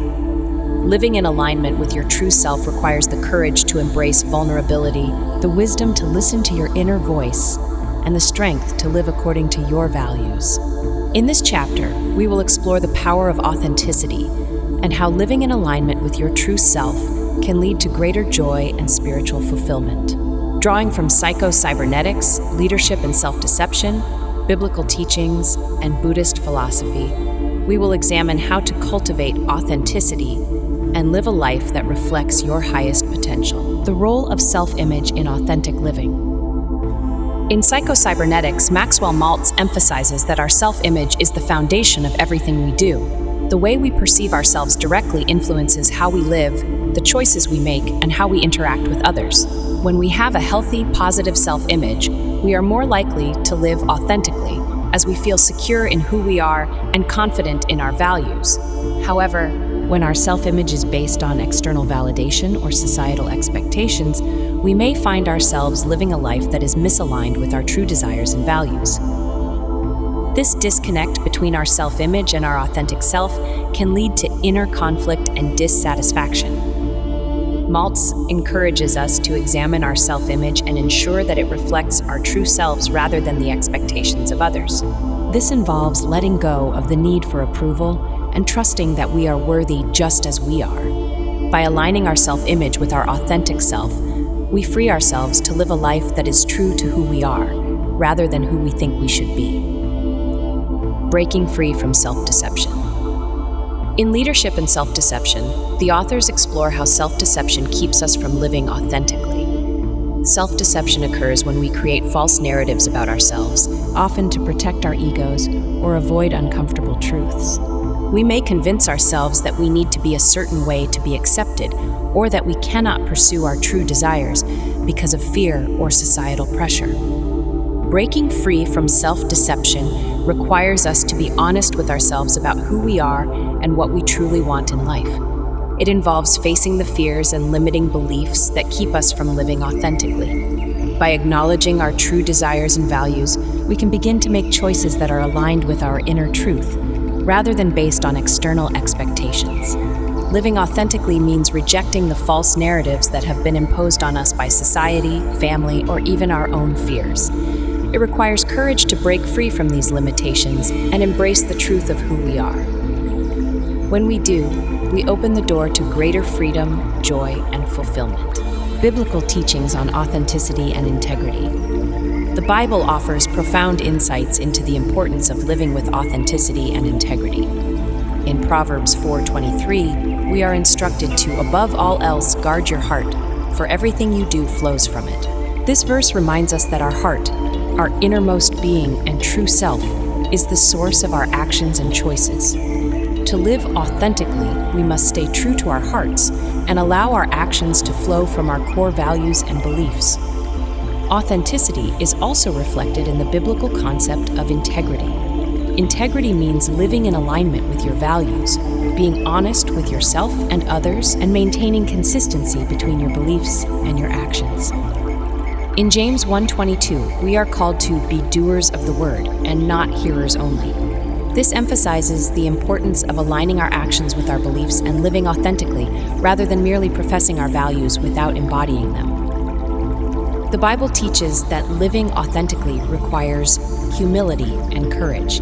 It asks us to live in truth even when that truth is difficult or unpopular. By aligning our lives with our values and our faith, we experience a deeper connection with God and a greater sense of purpose and fulfillment. Buddhist teachings on living authentically. In Buddhism, living authentically is closely tied to the concept of right view and right intention, which are part of the Noble Eightfold Path. Right view refers to seeing things as they truly are, without delusion or attachment to false beliefs. This includes seeing ourselves clearly, recognizing our true nature, and letting go of the ego-driven desires that distort our perception. Right intention involves setting intentions that are aligned with compassion, wisdom, and truth. When we live with right intention, we act from a place of authenticity, rather than from fear, attachment, or the desire for approval. This practice helps us stay grounded in our true selves and live in alignment with our spiritual values. Buddhism also teaches the importance of non-attachment in living authentically. Non-attachment means letting go of the need for external validation, material success, or approval from others. When we are free from attachment, we can live according to our inner truth, without being swayed by societal expectations or fear of judgment. By embracing mindfulness and self-awareness, we can connect more deeply with our authentic selves and live in a way that reflects our true nature. This practice of authenticity leads to greater peace, fulfillment, and spiritual growth. The consequences of living out of alignment. When we live out of alignment with our true selves, the consequences can manifest in various ways. We may feel disconnected from our purpose, experience dissatisfaction in our relationships, or struggle with feelings of anxiety or emptiness. This disconnection from our authentic selves creates internal conflict, as we are constantly trying to fit into roles or expectations that don't resonate with who we truly are. Living out of alignment also affects our relationships. When we are not authentic, we may attract relationships that are based on false pretenses, leading to superficial connections and misunderstandings. Authenticity fosters deeper, more meaningful relationships, as it allows us to connect with others from a place of truth and vulnerability. Moreover, living inauthentically can prevent us from reaching our full potential. When we deny our true desires and talents in favor of what we think we should do, we limit our growth and stifle our creativity. By embracing authenticity, we unlock the potential for greater fulfillment, success, and personal growth. Practical steps for living authentically. Here are some practical steps you can take to live in alignment with your true self. 1. Reflect on your values. Take time to reflect on your core values, the principles that guide your decisions and actions. Are your current choices aligned with these values? If not, consider what changes you can make to live more authentically. 2. Be honest with yourself. Practice radical honesty with yourself about your desires, fears, and beliefs. Are there areas of your life where you are living inauthentically? Acknowledge these areas and commit to making changes that align with your true self. 3. Let go of external validation. Release the need for approval or validation from others. Recognize that your worth is not determined by external opinions or achievements. Trust in your inner wisdom and live according to your values, even if it means going against societal norms. 4. Practice mindfulness. Incorporate mindfulness into your daily routine to help you stay connected with your inner truth.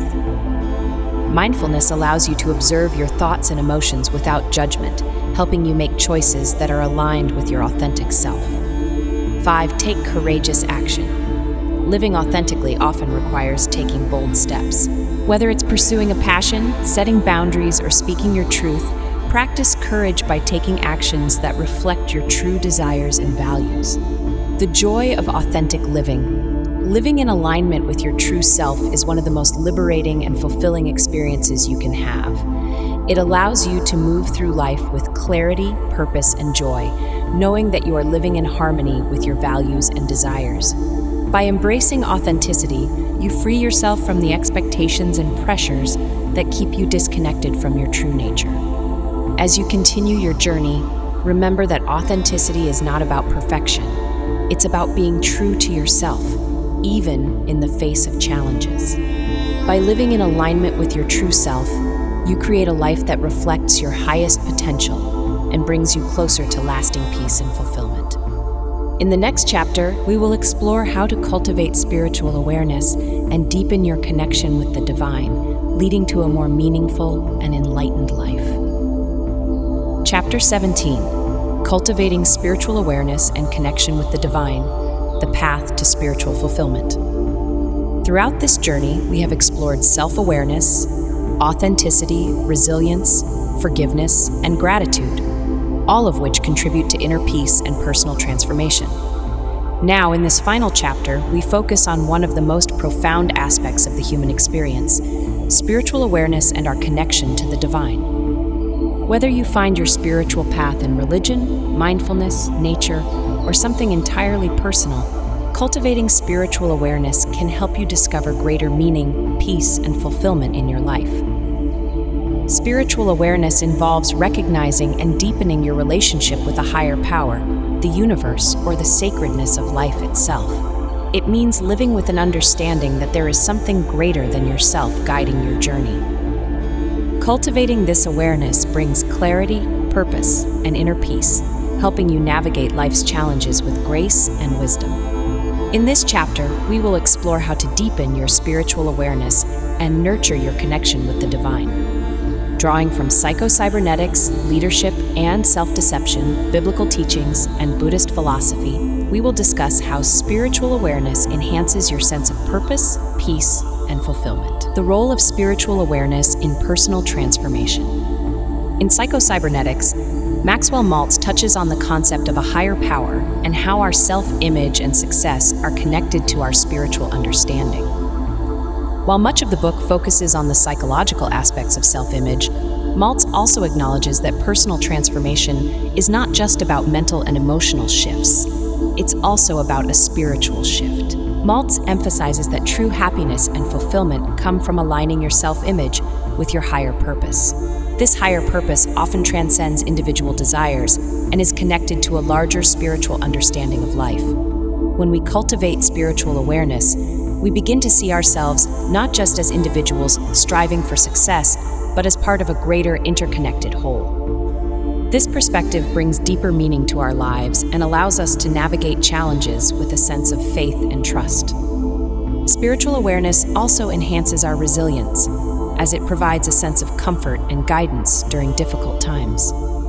By trusting in a higher power or the natural flow of the universe, we can approach adversity with a sense of peace, knowing that we are supported on our journey. Breaking free from self-deception on the spiritual path. In Leadership and Self-Deception, the authors discuss how self-deception not only affects our relationships with others, but also hinders our spiritual growth. When we are caught in self-deception, we often become disconnected from our true spiritual nature. We may become overly focused on material success, external validation, or ego-driven desires, rather than nurturing our spiritual well-being. Breaking free from self-deception on the spiritual path involves recognizing the ways in which we may be neglecting our spiritual needs in favor of worldly pursuits. This might include acknowledging that we are too focused on work, status, or possessions, while ignoring the deeper longing for connection with the divine. Spiritual awareness requires us to shift our focus from external achievements to inner growth and understanding. It involves letting go of the ego-driven need for control and trusting in the wisdom of the universe or a higher power. By embracing humility, self-reflection, and a commitment to spiritual practices, we can break free from self-deception and deepen our connection with the divine.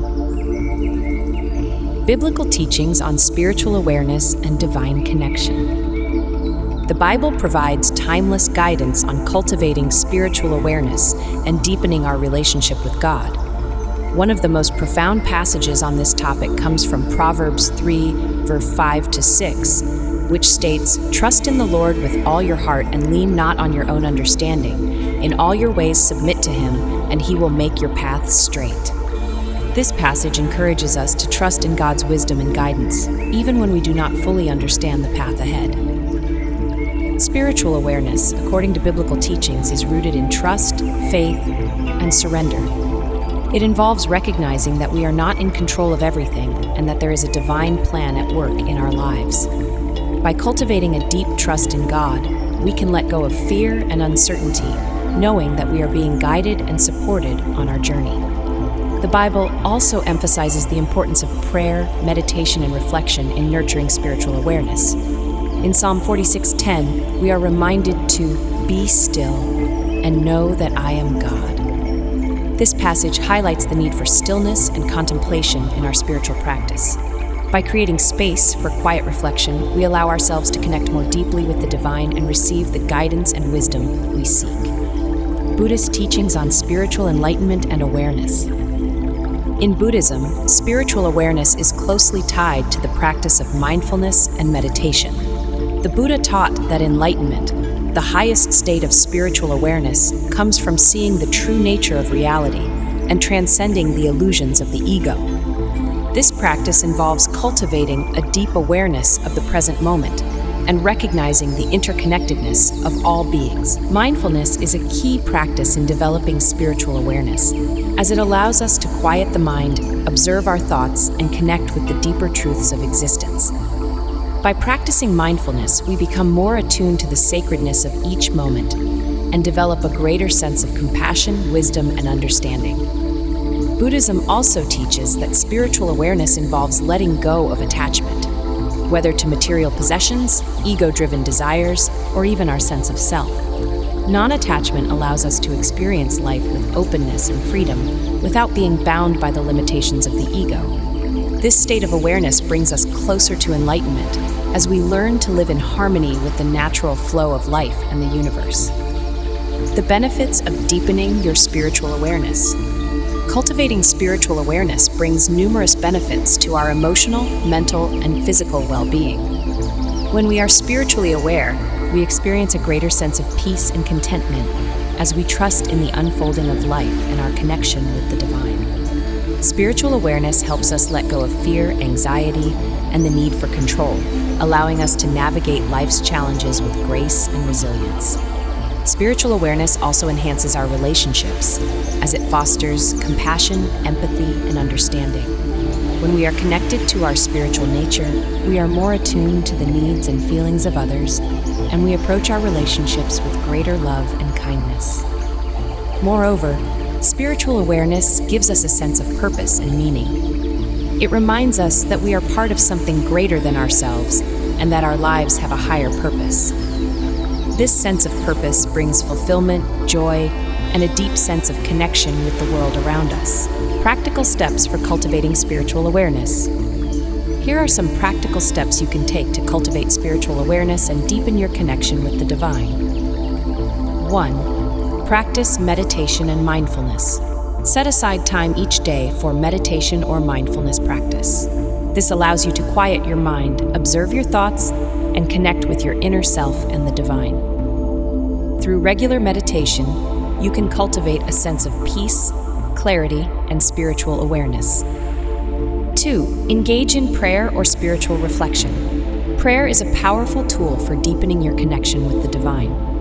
Whether you practice a specific religion or simply reflect on the sacredness of life, taking time for spiritual reflection helps you stay grounded in your spiritual practice. 3. Trust in the divine plan. Cultivate a sense of trust and faith in the universe or a higher power. Let go of the need to control every aspect of your life and trust that you are being guided and supported on your journey. This trust allows you to experience greater peace and surrender in the face of uncertainty. 4. Embrace non-attachment. Practice letting go of attachment to material possessions, outcomes, or ego-driven desires. By releasing these attachments, you open yourself to the flow of life and create space for deeper spiritual awareness. 5. Serve others. Acts of kindness and service are a powerful way to deepen your spiritual awareness. When you serve others with love and compassion, you connect with the divine within yourself and others, fostering a sense of unity and interconnectedness. The journey of spiritual awareness. Cultivating spiritual awareness is an ongoing journey that brings greater peace, purpose, and fulfillment into your life. It involves deepening your connection with the divine, trusting in the wisdom of the universe, and living with compassion, humility, and love. As you continue to cultivate spiritual awareness, you will experience a deeper sense of meaning, joy, and enlightenment. As this book comes to a close, remember that the practices and insights you've explored are tools for your continued growth and transformation. Whether you are seeking personal growth, emotional healing, or spiritual awakening, the path of self-awareness, authenticity, gratitude, forgiveness, and spiritual connection will guide you toward a life of greater peace and fulfillment. May you continue to walk this path with an open heart and a clear mind, embracing the journey of life with grace, wisdom, and love. Glossary and Index. Acceptance, the act of embracing what is without judgment or resistance, discussed as a key component in emotional resilience and personal growth. Chapter 5, Chapter 8, Chapter 9, Alignment. Living in harmony with your true self, values, and spiritual purpose, explored as a central theme in personal transformation. Chapter 12, Chapter 16, Anicca, Impermanence, a Buddhist concept of the transient nature of all things, which encourages non-attachment and acceptance. Chapter 6, Chapter 11, Chapter 13, Chapter 14, Authenticity, the quality of being true to yourself, embracing your true nature and values without fear of judgment. Chapter 5, Chapter 9, Chapter 16, Balance, the state of achieving harmony between different areas of life, such as work, relationships, and personal well-being. Chapter 13, Christ Frequency, a spiritual concept representing divine alignment and connection to a higher state of consciousness rooted in love and compassion. Chapter 6, Chapter 10, Chapter 17, Compassion, the ability to understand and share the feelings of others, acting with kindness and empathy. Chapter 7, Chapter 9, Chapter 15, Detachment, a Buddhist practice of non-attachment to material desires, outcomes, or ego-driven goals. Chapter 11, Chapter 14, Chapter 16, Emotional Intelligence, the ability to recognize, understand, and manage your own emotions while being empathetic to the emotions of others. Chapter 9, Chapter 10, Faith, trusting in a higher power or divine plan, especially in the face of uncertainty or adversity. Chapter 15, Chapter 17, Forgiveness, the act of letting go of resentment or guilt, allowing for emotional healing and reconciliation. Chapter 15, Gratitude, the practice of appreciating the positive aspects of life, which enhances emotional well-being and spiritual fulfillment. Chapter 14, Integrity, living in alignment with your values and maintaining consistency between your beliefs and actions. Chapter 16, intention, a guiding principle that directs your thoughts and actions toward a desired outcome, rooted in purpose and clarity. Chapter 12, loving kindness, metta, a Buddhist practice of sending love and goodwill to oneself and others, promoting compassion and forgiveness.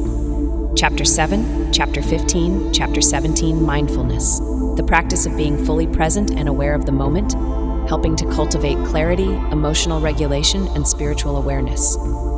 Chapter 6, Chapter 11, Chapter 17, non-attachment, the practice of letting go of material desires and ego-driven goals, fostering freedom and inner peace. Chapter 11, Chapter 16, Chapter 17, resilience, the ability to adapt to and recover from adversity, maintaining emotional and mental balance through challenges.